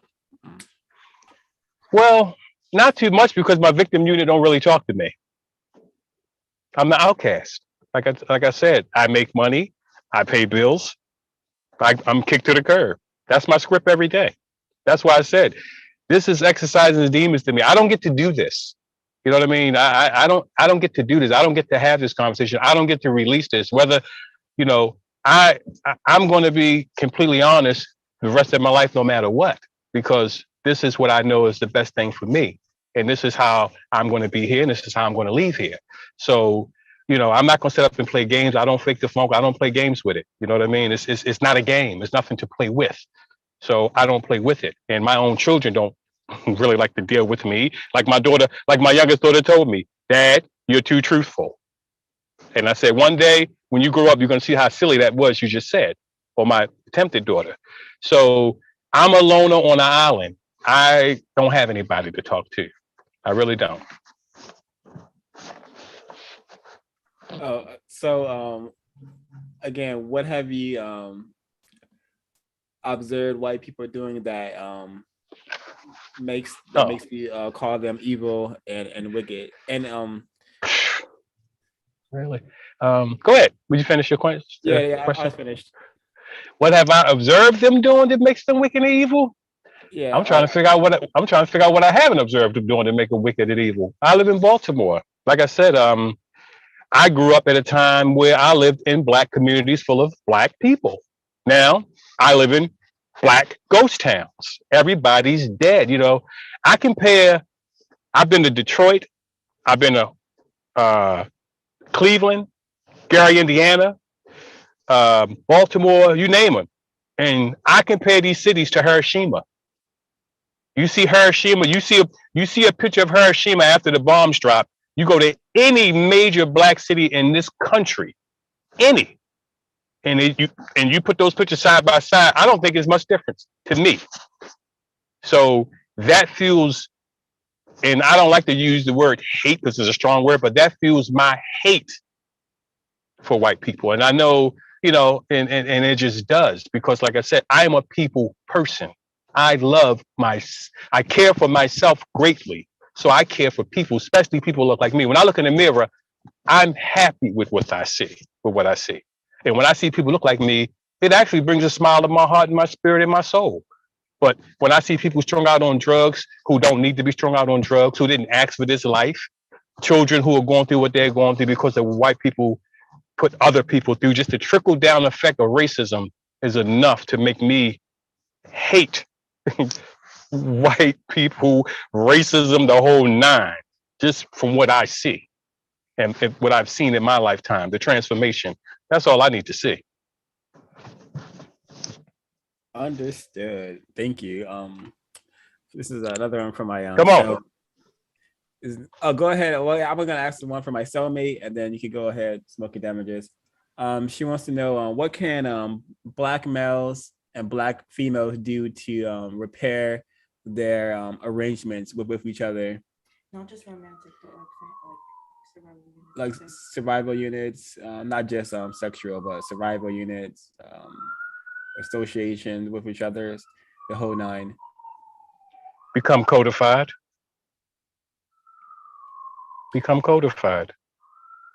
Huh. We have to live by code. We don't live by code. We're day-to-day people. We're nomadic people. We have to get off of that. Everyone has a code besides people classified as black. The Hispanics even have a code. The Asians have a code. The Indians have a code. People classified as black don't have a code. We live day to day, and we have to get off of that.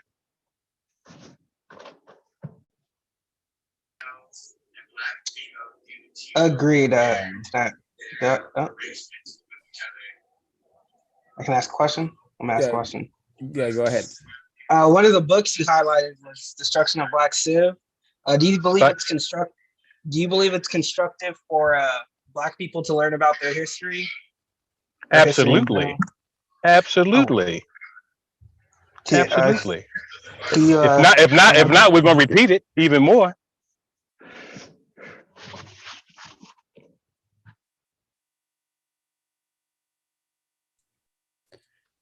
Smoky Damages, did you want to chime in with a question? Yeah.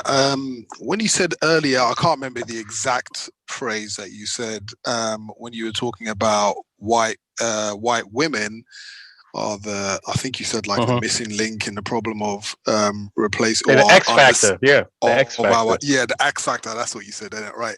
Can you elaborate on that? What are the difficulties that we face in not understanding white females' contribution to the system of racism, white supremacy? Well, you focused on white males, and while you focusing on white males, white women are giving us the business. That's the problem.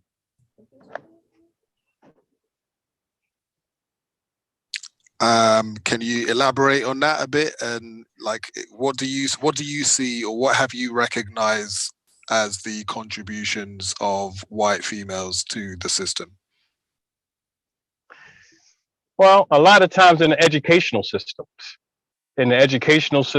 it's white women that's miseducating a lot of people of color, with her sweet voice and her sweet ways, and completely with a smile on her face, lying to us, mistreating us in every imaginable way. Not only that, but when they made white women a minority, forget about it. It's over. I can't believe we even stood back and let that happen. I don't know. How could you do that?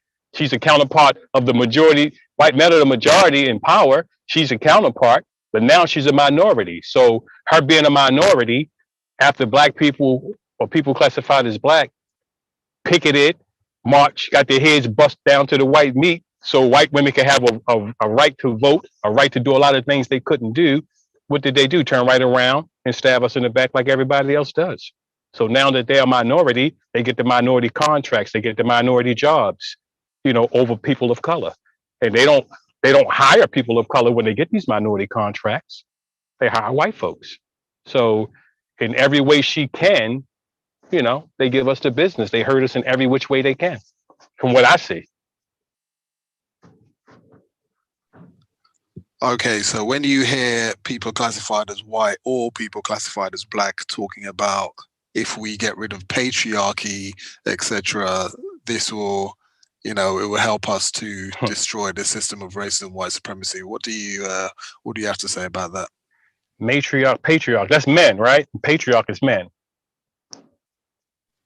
Yeah, when you hear people like that, victims of racism, white supremacy, or people classified as white talking about if we get rid of patriarchy, then we can get rid of this system of racism, white supremacy. What's usually your response, or what do you think about that?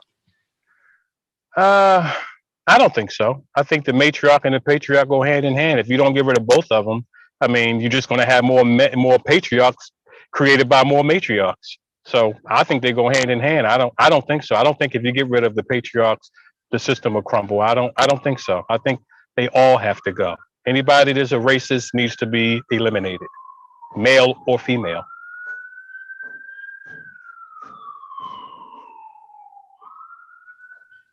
I agree. And over to you, 05.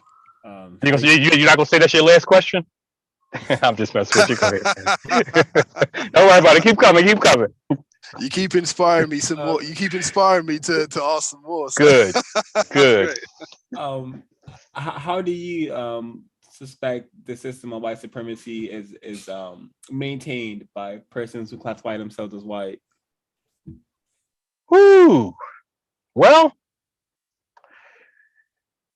I guess they all know they control the resources. Without resources, what are we? We're nothing without resources. We have no resources. So that's how they maintain the system. They control the resources. The way I see it, they control the resources. And you can't do anything without resources. Is that the only way that they maintain the system, by controlling? Oh, well, confusion. Keeping us confused is really a big part of it. This the biggest part. They have us confused. I think that's the main way to do it, is just keeping us pitiful. And yeah, I've heard you use the word pitiful throughout this broadcast. Can you share what you mean by that term? Miseducated, kept in a childlike state, not being told the truth, having the truth hidden from you, being confused. And so you are a business owner, and yes, you have a trucking business. Yes. What led you to that decision to? Part of it because a lack of confidence in my mental capacity. So I went into the labor field when I should have, if I wasn't so miseducated and had more confidence in my mental abilities, I would have done something else. Trucking is not, I don't feel anybody of color is doing what they're put here to do. I don't think so. But, trucking was easy for me to do. Driving, my attempted father used to get drunk and just give me the wheel of the car. And thanks to the creator that I didn't kill us. You know what I'm saying? I used to drive a car at 9, 10 years old. He'd get drunk and just give me the wheel. And I had to drive us home. And thankfully I had good focus, and I whatever I had, I didn't kill us. So, I enjoyed driving. It came easy to me. So, I stuck with it. But like I said, if I knew then what I know now, I'd have went into a more of a more educational type of field where I could have had a more of an impact on people in a mental capacity, instead of just doing something so physical. But trucking has been good to me. It pays my bills. It's given me decent existing in my so-called victim family, a decent existence thus far. Understood. And go ahead, Mr. Damages. Have you ever been classified as anything other than black by suspected white supremacists or by any other victim of racism, white supremacy? No. Okay, thanks for that answer.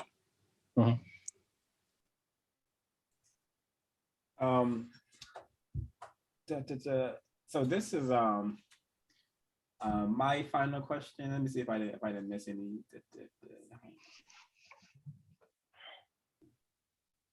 Oh well, yeah. I didn't have this written down, but this is just what I just came to mind.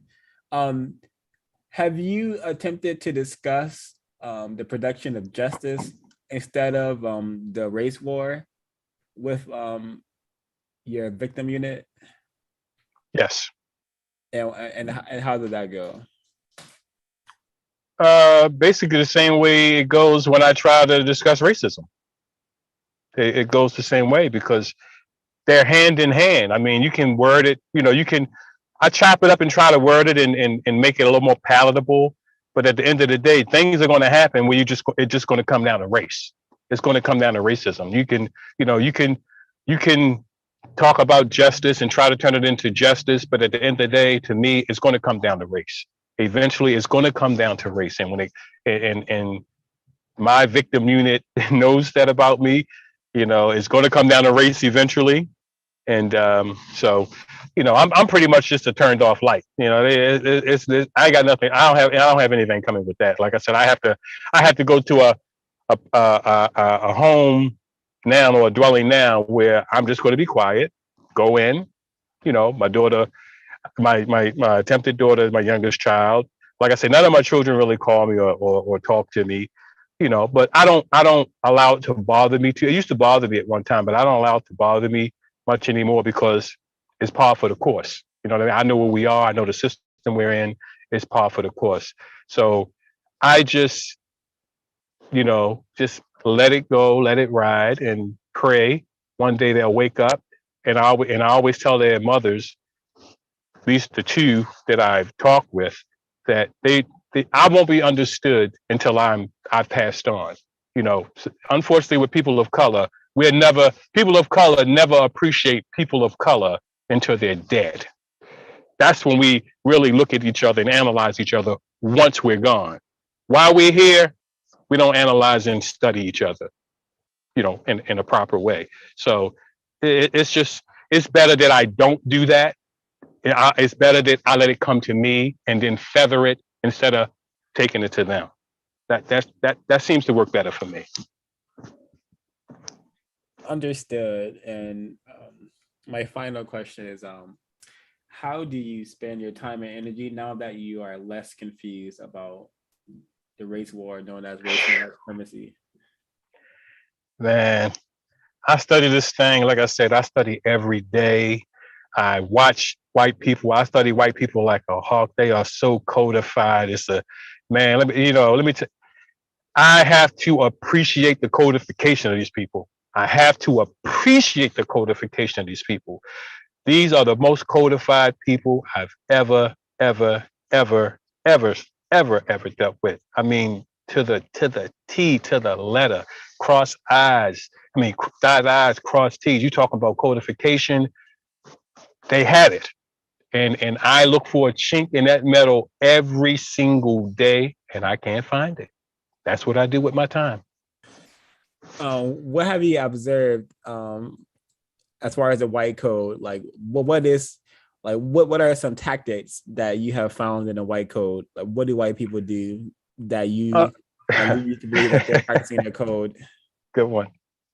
What I noticed they do a lot of is when they talk with non-white people, they act like they got the same problems as non-white people.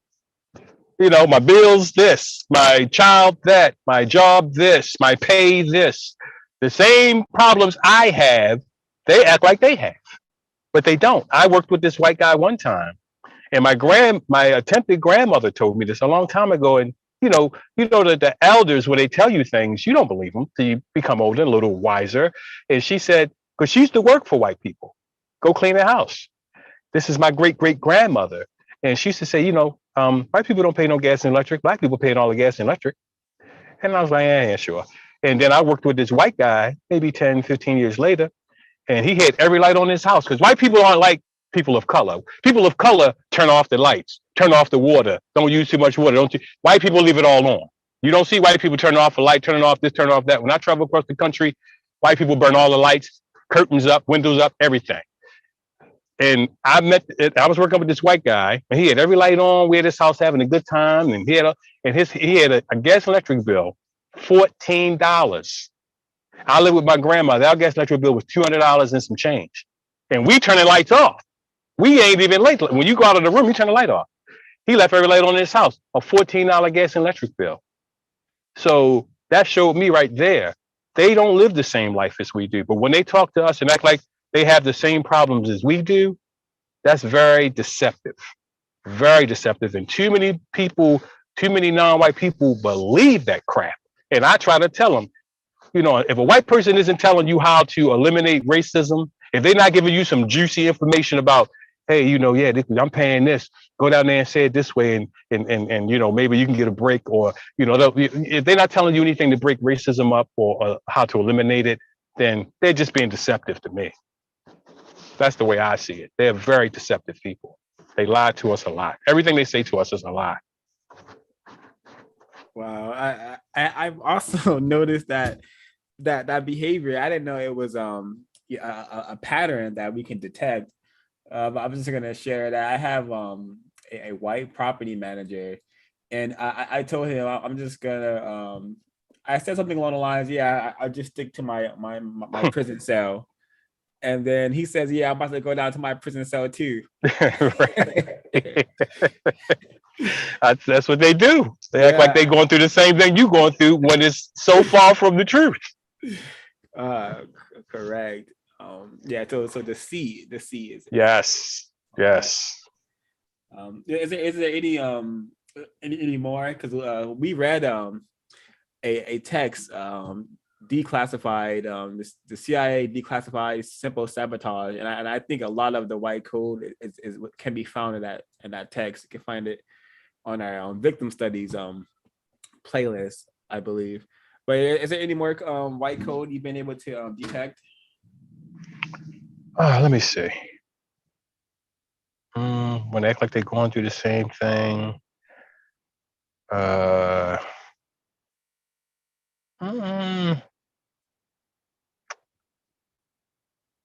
Not that I can think of off the top of my head, but as we have more meetings, I'll be able to tell you more things. I'm just doing this off the top of the brain right now, but deception is major. And I hate the way they, I can see through a lot. Now that I look for it, I can see it. And it just irritates me when they, some of them look at you and you can see the look on their face that they know you're ignorant. You ain't never going to have what they have. You're pitiful. Some of them, they just let you know that you're basically nothing, and they just look at you that way, like you're pitiful.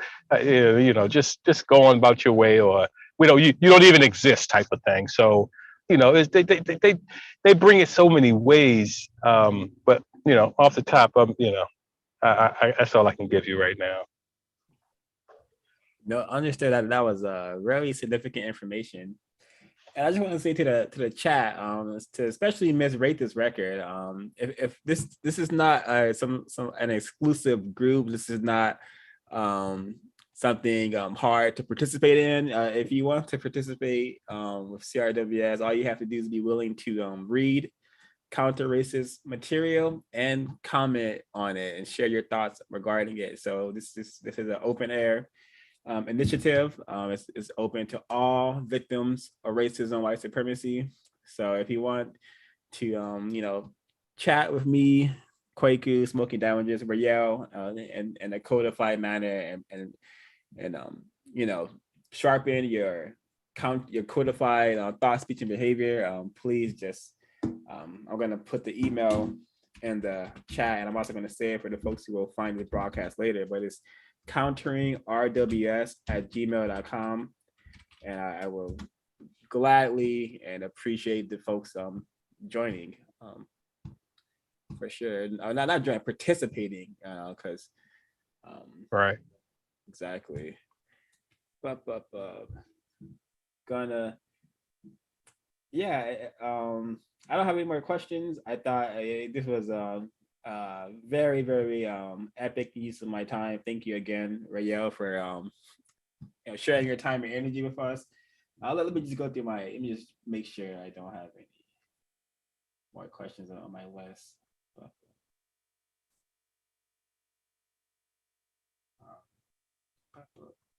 okay, yeah. I don't have any more, but Rahyel, would you like to? Oh yeah, and Rahyel, he will be joining us for the Race Cold War. So you can, if you want to hear more from him, tune in to our Race Cold War meetings. And Oh boy, I'm sure if he has the time and energy, he'll participate in the Racism and absolutely. Plain Sights broadcast and whatever else we come up with to do here. Um, but Rahyel, would you like to share anything on your mind, any revelations you may have had during the discussion?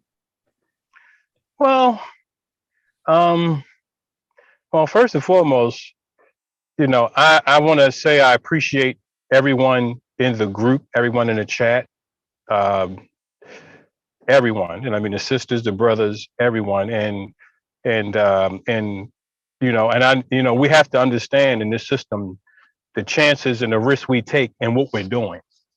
We have to understand that. You know what I mean? It's a risk that we take doing what we're doing. But I would imagine the arrogance of racist man and racist woman, they'll sleep on us and not take us serious. But I just pray, my message is never to racist man and racist women. They're not the problem. My message is always to non-white people. You know, non-white people, we have to wake up. We have to get on board with this. We're not going to be here if we don't wake up. We're not necessary really no more in America. I mean, they've already have us replaced. We're already replaced by Latinos, Mexicans, Dominicans, whatever you want to call it, whatever other non-white people you want to call it. They're hungry and waiting to come in and push us out in this country. And I have family in Trinidad. The same things happening there. The Hispanics, the Latinos, whatever you want to call them, are in Trinidad. Every place where black people are being displaced, they're being they're being replaced by Latinos or Spanish speaking people of color from other places. And is we're no different from in this country. They have when they have too many deers or too many bears or too many this and that and the third, they kill them. They kill them off to get the numbers right. We're in a big zoo, and the numbers are going to stay right in the zoo. So if you want to stop being mistreated, if you want a better existence for your children, because I do this for my not my children, but my attempted daughters. I do this for them. I don't look for a benefit out of this. Even though I go through what I go through with them, and they don't, I just exist to them. I do this for them because there's a lot of people who rode for me and you and everybody on this program that rode for us that are no longer here, but that they rode for us. They give us the opportunity to do the things we do. I never forget the people that came before me that gave lectures, and Amos Wilson and all these other brothers, Kwame Ture. I could go down the list, John Henry Clark, all these people who are no longer here, who did what they did so we could do what we do. And if I can do nothing else, I at least would like to do that. So generations after me may listen to this broadcast and learn something, and be as forthcoming and open as I was, because lying will not fix anything. That goes for any of us. If you go to a doctor, don't tell a doctor it was wrong. It's not going to get fixed. So if you're gonna be forthcoming, be forthcoming. Be totally forthcoming, and don't ever feel ashamed on what racism has done to you. Never feel ashamed. You know what I mean? I mean, I ain't gonna say don't feel ashamed, but don't be ashamed to speak on it. Don't be ashamed to be truthful about it. You know what I mean? It's not easy for me to do this, but like I said, I'm looking at something bigger than me, and it doesn't bother me to do this because, like I said, I know inside I'm a better person than all the things I've done. So I do my best to be a better person, to strive to be universal man. And today, the name of my business is God's Universal, and I did that before Mr. Fuller's book. So, like I said, I'm blessed by a higher power. I just need to tap into that and be the person I was designed to be. And we all need to be the people we were designed to be. And I'm sure we all have young people behind us that we would like to leave a better world for. So that's why I do what I did. And and that's how I feel about it. Oh, you said one thing that I have to Thank you. Fix me. inquire about. Yes. You said that racist men and racist women aren't the problem. Would you? No, I didn't mean it. I take that back. Go ahead. Oh yeah. So yeah, I just hoped you would make that correction, and you just Yes. did. So I don't have the question anymore. Yeah, no, I don't mean they're not the problem. I mean I don't send my message to them. That's what I meant to say. I send my message to people of color. I'm not concerned sending a message to them. They already know. So I make that correction. If I said that, that's completely wrong. I don't mean that. They are the absolute problem. But my message isn't to them. I don't waste my time. A lot of people of color waste their time trying to talk to white people. I don't waste my time talking to white people. And not saying that you probably could get somewhere with that, but I just don't waste my time with it. Understood. Mr. Rahyel, truck driver, traveling across the states, observing so-called states, observing the incorrect reality we are all living in. Thank you again Yes. for your time and energy. I'm just gonna leave one opportunity to see if folks may have had final questions. Quaku, smoking damages. Nothing here. Thank you. Do you know, I didn't have any more questions, but in view of what you said, I did have one. Come on with it. Just a quick closing question. When you were saying about the so-called Latinos or Hispanics are replacing people classified as black in different areas of the world, etc. Do you view Latinos or Hispanics as a racial classification, or do you think racist man and racist woman view so-called Latinos as white? Ooh, well, good question. I've seen them and view them as white. I've seen them. I check demographics in certain. When I drive to different states. When I drive to different states, I always check demographics. I do that. I always, like I said, I always study racism, and in some places they are viewed as white. They are listed as white. Some of them are listed as non-black Latinos, and some are listed as white. So, racist man and racist woman plays with that a lot. From what I've seen, as far as studying information, but we all know they are people of color at the end of the day. But even some of them can consider themselves white. So, I'm not sure about it, but I just know they're replacing us. And where I live at, unfortunately, what I noticed they do, and this might be a little off their subject, but what I noticed they do here, like in Baltimore, like I said, they killed everybody with drugs, et cetera, guns, et cetera, and they bring these people in from the Latinos, Mexicans, whatever, from other countries to come into these same communities they wiped us out in to fix the homes up and live in the homes. And the beauty of that from racist man and racist woman is you bringing in people who have no connection to that community.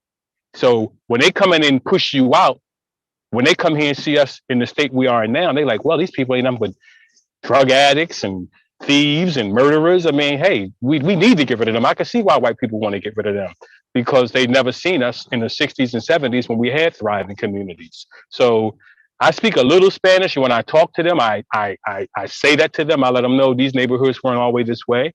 But if a person's hungry, they got to eat. So, they're looking for better lives for their children and et cetera. So they don't really care about who had it and how to respect it. They're going to do it their way.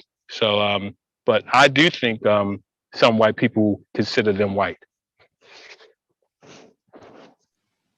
Okay, thanks for that clarification. So in terms of so when you say that Latinos, etc., are in Trinidad, I think you said, etc., in different parts of the world, you think then probably that the white supremacists are replacing them with just another section of white people, or another section of people who are classified as white by the white supremacists.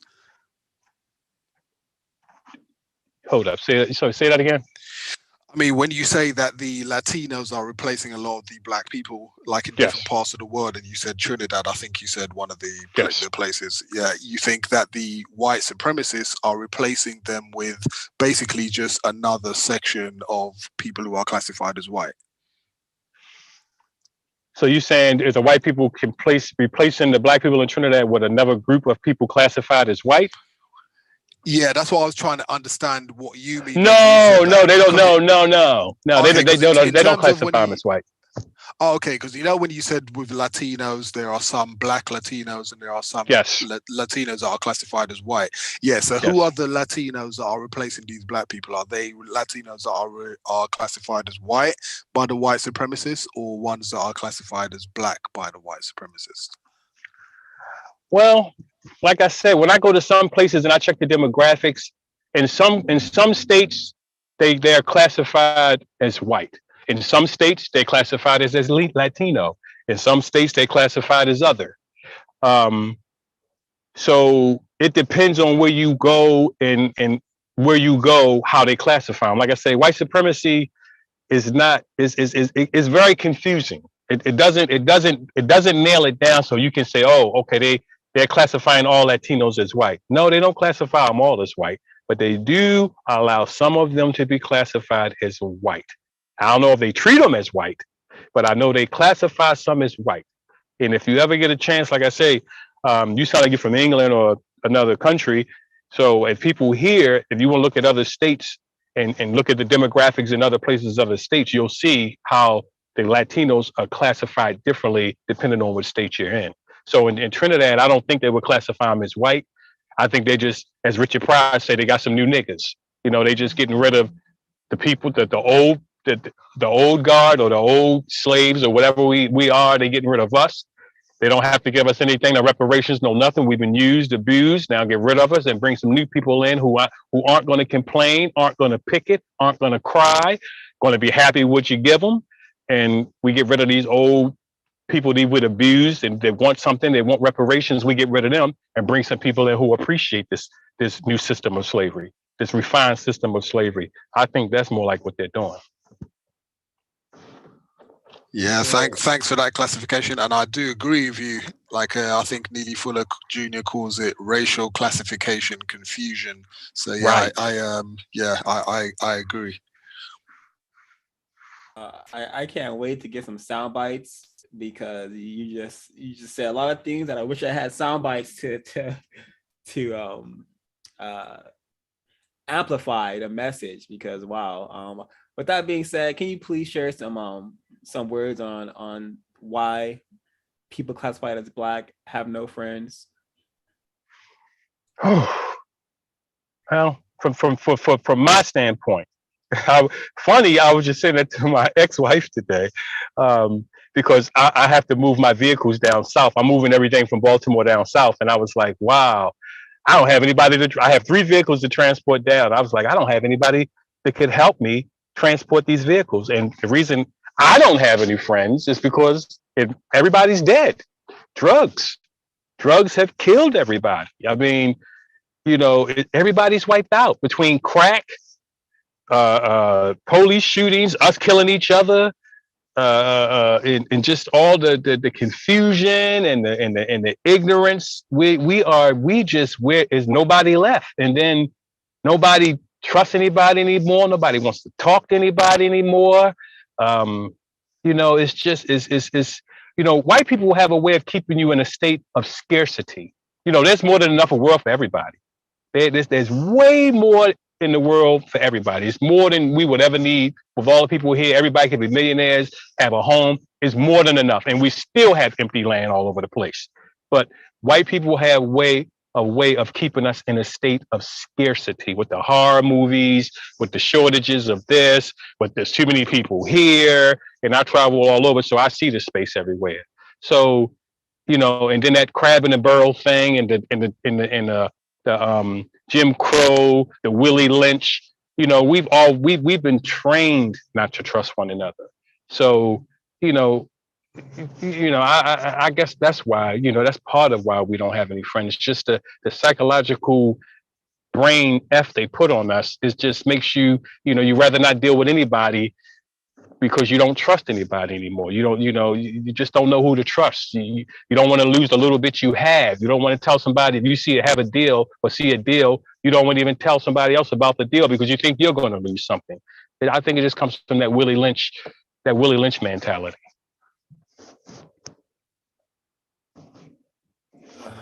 Well said. Alrighty, folks. People classified as Black, non-white people. Please, this account is definitely very censored, definitely very shadow banned, aka nigger banned. So please like, comment, and subscribe. Share this on your Facebook, your Twitter, and wherever else you share information. Woo! Tell your victim unit who are interested in solving a race problem to share this information, because I am doing this to develop an effective number of non-white people who will practice code and spread code, so we could either get white people to help us produce justice or kill us all. Because I don't care to exist in the current situation that we are in. I much rather produce justice or not exist in this hellscape known as white supremacy racism. So please share the information. Hopefully this broadcast and some of our content can motivate a couple million folks, but for now, a couple of folks to buy the code book. I suspect I have motivated at least 10 people in purchasing the code book and studying it, but we all need to be doing this. I suspect, in order to make I don't want to say progress, but in order to improve the effort and eliminating white supremacy racism. Don't have anything more to say. Thanks for your audience. Thanks for spending time with us here, consuming constructive information with Mr. Rahyel. Yeah. Any things that folks want to? Oh, Sir just got in. Wow. Sir, do you want come on with it, sir? Sir, do you want to ask some questions before we head out? Yeah. Time zone. I definitely messed up the time zone. I thought it was gonna be 3 p.m. or 3 a.m. my time. Totally miscalculated that. I'm over here in UK, but I did have a question for you, right? Rahyel. Rahyel, come on with it. Rahyel, yeah. So I guess you're driving vehicles around state. Yes. And I do apologize if these questions already been asked by one of the participants. But a work vehicle. But have you ever had problems with law enforcement? Well, not law enforcement. Oh, please. Race soldiers, because they know you're working. They know you're not a threat, quote unquote. But do they antagonize you and give you a hard time? Absolutely. They do it. Yes. Yes. No problem. They do it both ways. I was in Wyoming, and rough state, Wyoming, and I went into a scale house, and what did I have? I had oh God, it was a permit or something. I had a permitted load because I drive 18-wheelers, and something was wrong with the permit. No, nothing was wrong with the permit. The officer, female overseer, she's a white woman, who stopped me, said something was wrong with the permit, but nothing was wrong with the permit. And I had explained to her, no, nothing's wrong with it. XYZ is supposed to be that way. She wouldn't believe me, maybe because I'm Black, I don't know, and proceeded to write me up. And I said, hold on, can I get your superior and talk to her? Before she did it, she was a nice enough police to do that, and they brought me her superior. Her superior came out, saw the situation, saw that I was correct, and said, no, he's right, this, that, and the third. And the other lady was like, oh, okay, I didn't know. And when I tried to say thank you to the superior, she walked away, turned her back on me. As soon as I wanted to say thanks, she just turned and walked away and looked at me like she almost hated me that I was right. You know what I mean? It's like she was pissed that I was right. She wanted to find something wrong in what was going on, but she, I guess she just couldn't, so she didn't. But, it was like she was really pissed off that I was correct. So that's one instance that happened to me for sure. I suspect that she had to signal to her white counterpart symbolically that she's still on her side, you know. Oh, for sure. Yeah, that's Oh, for probably sure. a negative energy that you receive. Yeah. And fellow, your white counterpart truckers, I'm assuming how is that dynamic? Are they also antagonizing and terroristic? Not really, because like I said, I'm very transparent. I wear a hat that says reparations now. So, you know, I'm labeled already. Like I said, I don't play with it. You know what I mean? I don't, you know, I used to be the great debater. I used to love to debate white folks and put them in check, you know, but I did it in the wrong way because I used to get emotional about it. Now I don't want to do that, you know, but you know, I do wear things to let them know where I stand and who I am. You know what I mean? Like I said, I wear a hat that says reparations. I wear shirts that say, if you don't understand racism, white supremacy, then you confused. You know what Mr. Fuller's saying is. And I have a shirt that says, know the difference between race soldiers, et cetera, et cetera. So, you know, I don't play with it. You know what I'm saying? Like I said, if you know, I just don't. Like I said, I have children. I have too much to, you know, it's not a game. It's nothing to play with. So, you know, when it comes, truck drivers are extremely racist people, extremely racist, especially on the CB radio. You hear nigger all day and all night. Um, so, you know, but that'll be the same truck driver that come and smile in your face after he said nigger 55 times over the road. And you come into the fuel station, he's smiling in your face and trying to talk to you. So I just don't play with none of them. Like I said, I am a loner. I'm here alone. So I don't try to, if my own children and my own attempted children and their parents don't want to talk to me, I certainly don't want to talk to the white people. I really don't have no rap for them at all because they're the reason I'm going through what I'm going through. So I try not to really deal with them because I know I'm going to say something I shouldn't say and expose myself, and then they won't be code. Then they'll go off code. I want them to stay on code. So I just sit back and listen. I don't really like to talk with them too much. Thank you, thank you so much for answering my question. I do have a couple more, but I don't want to. I don't know. If, Come on, let's go. All right. So you mentioned that there's a racism, white supremacy amongst the radio stations that they play, and that racist truck drivers are often racist. Yes. Where do you think that stems from? But besides the you know, the overstanding that we have of racism and white supremacy, obviously it's everywhere. But within the trucking institution, how do you think it sustains itself or manifests? The same way it does in any other organization in this country that's ran by white folks. I mean, it's just very codified. I think they do that over the radio just to let people know, they're still niggers. We still gonna use the word nigger. It's never gonna die, and we're out here. We're out here. So, I think that's just how that's how they seem to use it with me. Just to let you know that you're still a nigger, and let the white people know this is a word we still use, and this is a word we still call them. And when you hear the word hammer, that's another racist word for black person is a hammer. So you hear the word hammer, nigger, spick, spook, porch monkey, all of that.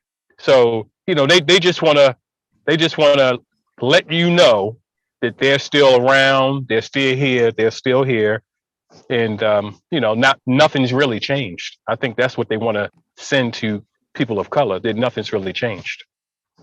Especially when Obama was in office. It was really off the hook when Obama was in office. I can only imagine. Have you ever feared for your life because of your job, or felt that your life was in danger as a result of your job? Yes. One time in North Dakota. I went to pick up a load in North Dakota, and I had my cellmate with me, a female, and I got there maybe third or fourth truck, and I kept seeing all these other trucks going out before me, white people going out before me. And I was like, and I went in, I say, why? I've been here. Oh, your load is way up on the top. We're gonna get you in a minute. It's way up on the top. So I'm like, okay, no problem. and another 3 or 4 more go before me. Yeah, you still ain't get to me yet? No, it's way up on the top. We'll get to you.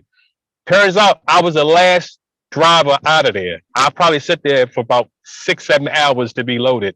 I was the very last driver to leave out of there. And it dawned on me then that they're doing this to me because I'm black. And when I left out of there, when I left out of there, was one of the white guys who loaded me was standing outside. And I was like, all right, man, have a good one. And he didn't say a word. So I said, wow. I said, I got to be, because I started this way. He didn't say anything when I said have a good one, and he didn't say anything. After they made me sit there all day, I started to say Obama real loud when he did that. But I said, if I did that, they probably kill me here. So I felt a little concerned for my safety when that episode took place, because I know that could have went either way. They could have, I could have drove down the road a couple miles and ain't no telling what could have happened to me. So I knew not to say too much in that particular time. You got to know when to hold them and when to fold them when you're out on these roads in different states and sleeping at a Walmart or sleeping at a shipper or a receiver. You don't know, who can roll up on you and do anything to you. So, you got to be smart. Where were you at in that instance? I was in North Dakota at a sugar plant. Very, very fitting for the terrorist activity that you had to experience. I totally agree that you were white. I mean, because you were a black male. Oh yes, for sure. Guaranteed. Do you know any black truckers who are taken in action and on the field as a driver by any chance? No, I don't know anybody who was hurt or beat up or nothing like that. No, I don't know anybody like that. All right. So, and were you indoctrinated? Not indoctrinated, but were you exposed to Neely Fuller and the ISIS papers and these works before you were a trucker or during? And depending on your response, how did it change your speech, thought, and action towards white people? Yeah, I was introduced to Mr. Fuller and Francis Cress Welsing after I was trucking. I was introduced to Mr. Fuller probably.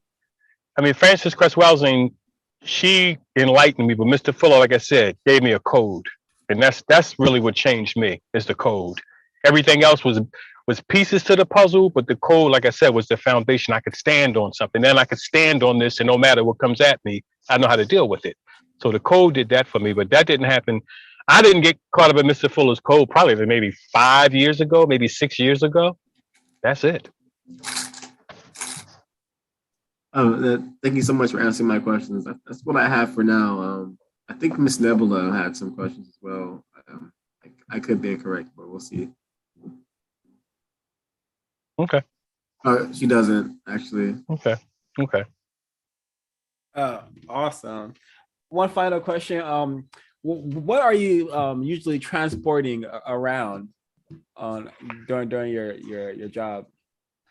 All types of things: military goods, food products, household, retail. It could be anything. General merchandise. I used to do a lot of military. I got out of that because I don't like that type of war. I don't like transporting killing machines. So I don't do that anymore. I made a conscious decision to not do that, even though I'm sure I'm not saving any lives, but still it made me feel a little bit better. But just general goods, household stuff, food products, and things like that.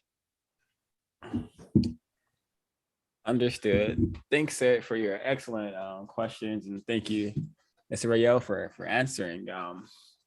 Let me see if I'm gonna check the chat, see if there's any questions over here. No, all right. We have been on air for about 2 hours and some change. So I never have a end time, or just when it has come to a conclusion. Go ahead. Oh yeah. So yeah, thank you again. Thanks to the audience. Okay. This is a question from what's the code? Have you ever been robbed? It's her question. Yes, I've been robbed by a non-white person. Yes. When? Oh man, I was probably about 17, 18. I got at gunpoint, got robbed. Didn't have anything, luckily. They didn't get anything. They just pulled the gun on me and went through my pockets and walked away. I think they got $5 from my cousin, and that was it. What did that experience do to your thought towards non-white people? Nothing, because it was par for the course. I mean, I came up in that environment. Like I said, I came up in a harsh environment. You heard my earlier story, so you know, that didn't bother me so much. Unfortunately, I've pulled guns on people in my life. I've robbed.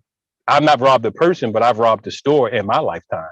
So, I mean, and what's so sad about that is I've never done it before, but it's almost like I went into autopilot and did it. It surprised me how when this event occurred, how I just automatically knew what to do from all the subliminal messages of television and all the radio and all the media.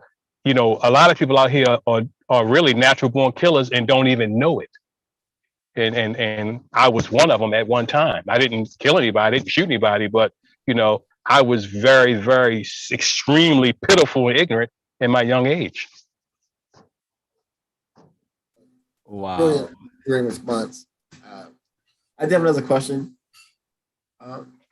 This question is more of it's a different type of question. If the system of racism, white supremacy was dismantled or did not exist, what would you be doing with your time and energy? Or what would you like to do with your time and energy? If you were allowed to be a universal man. I would like to work with the youth. Anything to enlighten and bring young people into a better place in life. I would like to do that. I enjoyed watching my attempted children or my attempted children grow up, watching them develop, just learning about them, seeing what they gravitate to and knowing what fields to put them in because of what the natural abilities they came into this world with, and just try to enhance those abilities. I would like to work. I would like to work with young people. Thanks so much for answering. No problem. That's all I have for now, I think. Alrighty. Rate This Record wants you to know that if he is desperate to practice Spanish, I need someone to practice with myself. It is intimidating to speak with those who are fluent. Right. So once I get her email, I can send that to you if you would like to take up her Sure. offer. I would love to practice with it because I need somebody to practice with because I travel a lot and I just don't get a chance to practice with anybody. And she's right, it is intimidating to speak with somebody fluent. All right, we have a number of questions coming from What's the Code? I'm just gonna read them one by one, give you the option to I'm just gonna let you answer one by one, of course. The first one is has he ever tried to use the bathroom at a random home on the road? Absolutely not. No. All right, and then she wants to know what's his code when at a rest stop? Like, where you go to the bathroom? Well, I have a bathroom in my truck. Oh, alrighty. And ever heard of truckers getting caught up dealing with ladies who sell their bodies? Absolutely. Please elaborate on that. I mean, I've seen drivers get locked up when the ladies walk through the white ladies walk through the truck stop and solicit truck drivers, and then they just a sting, and they go out and they let them in the truck and take a few dollars, and next thing you know, they gone to jail. So yeah, I've seen that. But I don't know if they do that according to color, because I've seen it happen with white truckers and non-white truckers. That reminded me of the question that I forgot to ask actually. And it was about the drug usage amongst the trucker community. Do you have any experiences with that, or any observations that you could share? Oh, absolutely, man. Truck drivers, we the biggest drug users on the planet. Shucks, man. You name it, we use it. I don't even know where to start with that one. I mean, you got to stay up. You know what I'm saying? I mean, you got to drive, you got to be up. So, they taking a lot of different stuff to stay up. So yeah, truck driver use a lot of drugs. Me, I don't use it. I drink a lot of caffeine, but far as using any other type of drugs, no, because we get random drug tests. So, but I already know that that's all fixed, because I worked for this roofing company one time. This was in the early 80s, and I smoked weed, and I went down, took a drug test, and a white guy fixed it for me that I could keep my job. He fixed the test that I didn't even get, popped for marijuana, and I kept my job. So that showed me right there that they have influence basically over everything. Wow. All right.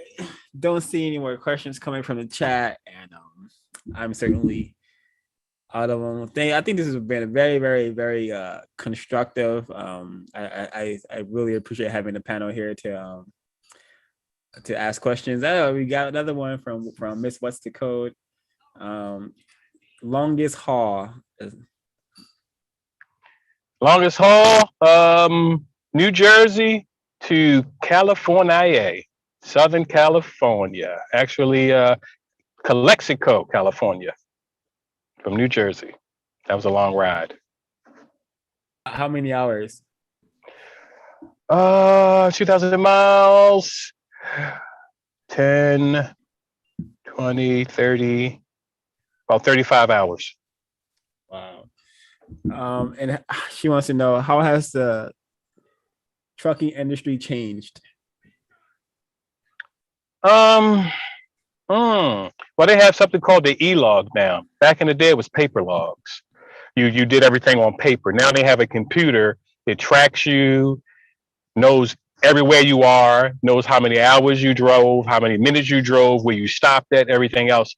That's what's changed now. So now when they couldn't track you in the early 2000s and back beyond that, now, from, I think, when did the e-log come in? Maybe 2011, 2012, 13. Now, from now on, they can track every movement you make in a truck. It's no more secretness in a truck. They have cameras that face you in the truck. Some people have cameras that watch every move they make in a truck. They have a camera that faces out and a camera that faces in. Me, I'm a business owner, so I don't have to worry about that. But company people, they have cameras that watch you inside your truck. So there's no more privacy. Wow. And she wants to know, are you afraid of trucks being run by robots? Autonomous trucks. They do talk about autonomous trucks. Autonomous. Is it autonomous? Autonomous. Right. You know what I'm saying. Right. Thank you. No, it doesn't bother me because, it is what it is. It's, nothing in the system surprises me, bothers me. It doesn't do anything no more. I'm so abused and beat up. I just take it as it comes. And her follow-up to that question was, are you afraid of your job being eliminated? No, I'll find something else to do on the plantation. Sir, do you want to go ahead? Yeah, I wanted to ask, I think you mentioned that you're from a racially exploited community. Yes. Meaning, so am I. So has the situation in your the place you grew up, has the situation gotten better for people there, or has the situation for the people in the environment gotten worse? Brother, the situation here is so bad, man. I mean, the situation here is so. Where's here? Oh, Baltimore, Baltimore. The Yeah. situation in Baltimore, but I can speak for the whole U.S. Like I said, I've traveled all Continental 48. I've been to all of them. Hey, that goes from California to Maine. It's horrible.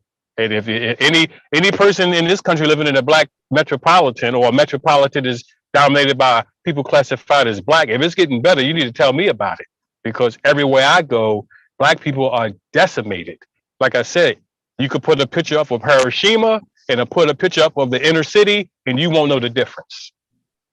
That's the way I see it. And it's extremely, extremely, extremely bad here. That's why I'm leaving. And I know I can't run from it, but I can't watch people suffer like I watch here in the city. The people are here it's just so depressing and heartbreaking. And like I say, I love people of color. I mean, not love, but I have a great care for people classified as black. I just do. That's just me. I do, and it hurts me to see people of color in the state that they're in. It breaks my heart. It breaks my heart I can't even put it in words how much it breaks my heart. So it's horrible here, man. Horrible is not even a strong enough word for what it is. I don't know what to call it. It's a living hell. Agreed for sure. So I can imagine you've witnessed firsthand the effects of racism, white supremacy towards someone's mind. Can you give us any insight on how racism, white supremacy has negatively affected your mental state? Whew. Well, it negatively affects my mental state because, as I said, I use my my reproductive organs to create a person that I have no jurisdiction over. What's closer to a human than their offspring? Nothing's closer to me than my offspring. That's all I have to leave this world is my offspring. I have nothing else to leave this world of value other than my offspring. That's my greatest investment. And guess what? I have no control over my greatest investment. My greatest investment doesn't even, I'm not going to say doesn't care because I'm sure they care, but my greatest investment to this planet, doesn't even want to talk to me, doesn't even understand me. I can't reach them. They can't reach me. So that's what racism has done to me. Yeah. As it's designed to do, I suspect. As a black trucker, I assume that there is a traditional attire that you folks may wear, where it's easy to spot a trucker. So, do you still have to deal with the constant psychological attacks where people hide their bags or clench their pockets? Or avoid you getting out of your trucks? Is that war being waged on you heavily? Yes, absolutely. Oh man, yes, for sure. Yeah, the white ladies, they still play the game. They grab the bags in their purse and all that. Yeah, they still do that. Interesting. Just goes to show that it's not the hair, it's not the beard. No, it's not the skin. It's yes, absolutely. It's the color. Absolutely. It's the threat. The threat is the color. The threat is the existence. And that area, that particular warfare is very damaging. A lot of people suffer heavily from that and go their entire lives never ever speaking about it, nor addressing it. Yes. And they think they're the problem, that there's some monster or some beast and that they're a criminal. Very, very sadistic system we're living in. But thanks for answering the question. Existing. Yeah. Well, I choose to be non-stoic. I'm not stoic anymore. I choose to be non-stoic. I don't do that anymore. All right. So we have from Miss. What's the code? She wants to know what podcast are you listening to now? Me? Mm-hmm. I'm not listening to anything. I'm doing this interview with you. Oh no, I'm like not right now, but you know. Oh, Yeah. okay. I listen to a lot of the older, the elders. Like I said, I listen to Amos Wilson. Very enlightening information from him. I listen to you. You know, every time you pop up on my thing, I send you something immediately. I'm usually the first person, if not the first, second, or third person to chime in on on your show every time. So because you're current and you're now, so you're the only thing happening really in real time that that the energy that comes from your show and the subject matter and how forthcoming it is makes me feel good. It gives me a place. It makes me feel like I have a place. I have a place in the world. You know, I have a group of people that see the world the way I see it. So basically, your podcast is my number one podcast. Appreciate the appreciation, truly. And she also wants to know, ever watched T. Hassan Johnson or Dennis Spalding? No. Alrighty. And I'm just gonna read this comment from Rate This Record because I think it's constructive.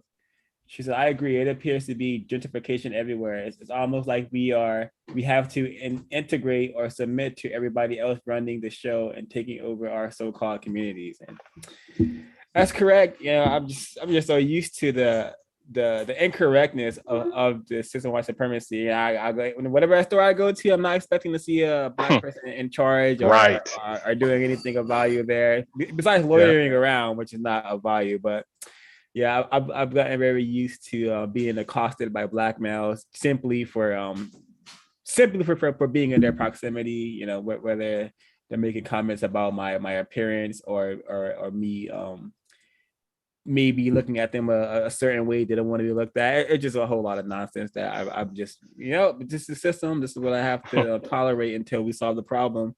Right. Yeah. So very, very incorrect. And I have a question for my cellmate. She wants to know, do you think the show The Wire is a correct representation of people classified as black in that area? Absolutely. I lived in those communities. Absolutely. It is. She said, "Wow, thank you." No problem. Yeah. The Wire. Oh boy, she really got some Baltimore stuff on me there. I like that. Yeah, wow. That's tragic. Yeah, the fact that you're from Baltimore brings up another question. I'm from the place, right now I live in England, but I'm from the place known as South Central Los Angeles, California. And I have a few family members who are heavily involved in the drug scene when that thing started popping off, when it decimated those communities. So do you have any recollection of the change that occurred throughout Baltimore, where you kind of started to see people completely not go off the edge, basically become completely taken over by this chemical weapon known as crack cocaine that was, brought into communities by people classified as white? Well, let me put it, I'll say it this way. I was so pitiful and ignorant at the time, like a lot of us, that these changes took place in the community really invisibly to me. I didn't even really notice them until, everybody was gone and the houses were boarded up. And I'm like, what happened? When your eyes are closed, ignorance is almost like walking around with closed eyes. You know what I mean? A lot of things can happen to you when you're pitiful, or happen in front of you when you're pitiful and you don't even know. But once you become a little aware of what's going on, then you can see it. So I really wasn't aware of the changes taking places, the gradual changes taking place as they were happening, because I was extremely pitiful at that time. Like I said, I only came into Mr. Fuller's code 5 or 6 years ago, but I always knew, something was wrong, but I never could put my finger on it. So I really can't tell you how I saw it gradually take place, even though I saw the gays come in more first. I saw more gay males in the community where I lived at, which in Baltimore was East Baltimore, where it was known as the Art Cultural District. I saw a lot more gay males being introduced. I saw a lot of so-called thug guys going out with gay guys. I saw white men picking up black thug guys for whatever reason. I don't know, because I didn't even get into that. You know how the black community is. We mind our business no matter what happened. We can see a person get shot and we don't know nothing. So I was in that mindset at one time. So a lot of those changes took place right in front of me without me even being aware. Thank you so much for sharing. I agree. Many of us are totally unaware why the people around us are suffering and making life-damaging decisions. But it's good that we are more aware now, considering the access that we have now. Yes. And to put it blunt, every single Black person on planet Earth is living in a very just not a good state. It's being subjugated and dominated. No, it's in all not. areas of activity. And these conversations are necessary. They are. They're very necessary. Like I said, I've never talked this way. I've never spoken this way in my whole life. But like I said, you can't go to the doctor and not tell them what's wrong. And, I don't do this for anybody other than myself. And like I say, and to try to make the world a better place for young people and the people behind us. So and that's just the only reason I do it. So it's just what it is. What it is. Miss What's the Code wants to know, will he be back for part 2? He's actually joining the book club for our race code war study, and I'm sure he'll participate in some rips if he has the time and energy to do so. Absolutely. And some reason to get back started on the movie decodings, because those are always constructive to get many more eyes on the films. On films that we can decode. So yeah, he'll definitely be back, I suspect. And I will. Yes. Yeah. So y'all the only people I can talk to. If I don't talk to y'all, I don't talk to anybody. Tragically, yeah. It's a very lonely world for people who are sick of the system of racism. Right. Yes. Yeah, it's tragic. I have siblings. I don't talk to you. I have a victim mother. I do not talk to you unless she's coming to my dwelling because she needs a lot of help from me. Yeah, so a very lonely planet. Very, we are definitely seen as the craziest people in the system when we are the ones trying to be sound and solve the problem. And if you can't solve the problem, at least discuss the problem correctly, so someone else can solve the problem who is smarter than us or something. Right. Now this is going on. This is a podcast. This is being recorded. Yeah, this is the live will be up on YouTube as long as the channel exists, and then I also upload official version. So yeah, I won't tell my family about this one. They can't hear this. I'll be I'll be boiled in oil. Yikes. Cause see, my daughter's mother asked, "Is it going to be recorded?" I said, "I don't know." But if she asks me, I'll be like, "Oh God, I don't like to lie, but I don't." I pray she don't ask, because, like I said, there's a lot of stuff in here that they're not gonna like. This is information that all victims should be privy to, should have access to. Absolutely. So, yeah, send her the link. What? No, sir. No. You don't know my situation. Believe me, you don't want me to do that. You do not want me to do that. I'm barely being talked to now. If this goes out and she finds this out, I'm done. Yikes. All right, Miss What's the Code? She wants to know your top 5 favorite books. Oh wow, okay. Like I said, Chancellor Williams' Destruction of a Black Civilization, Neely Fuller's Code Concept, ISIS Papers,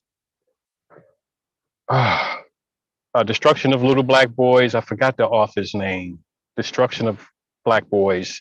I forgot the author's name. And I like the biography of Malcolm X. I like that. That was that brought me in. So I like that. I wouldn't call it my top Sorry to 5, but interrupt. I think that. Yes. I think the author you're looking for was Jawanza Kunjufu. Yes. Thank you. Yes. Yes. Thank you. Very constructive. Alrighty. Again, folks, please like, comment, share this information wherever you can. To get more attempt to get more victims of racism motivated to solve this problem, because we shouldn't have to be talking about this forever. We shouldn't have to be traumatized forever. We should all be able to exist in a peaceful system known as justice. So let's solve this problem. But seeing if any more questions. I think Rate This Record said good night in Spanish. Good night. Buenos noches. All right. Oh yeah. So yeah, I don't want to take up anywhere. Oh yeah, Miss, what's the code? She wants to know if you watch TV. No, I don't watch live vision. All right. Not at all. What's the code? Unless I'm looking for something to get a code, I watch some things just to watch their code and how they try to manipulate people of color. So I do watch something, but I don't, it's not enough to say I really watch live vision. If I'm not studying it, I don't really watch it. All righty. Understood. Oh no, he's never been raped by a white woman. No, luckily for that one. Well, she didn't ask that directly. She said tragic arrangements. No. But his arrangements with Black females and his victim unit have been tragic. Have been very tragic. Been tragic. Yes, been very tragic. And I'm praying I can find a female that I don't have a tragic arrangement with. But oh boy, you were talking about a hard search.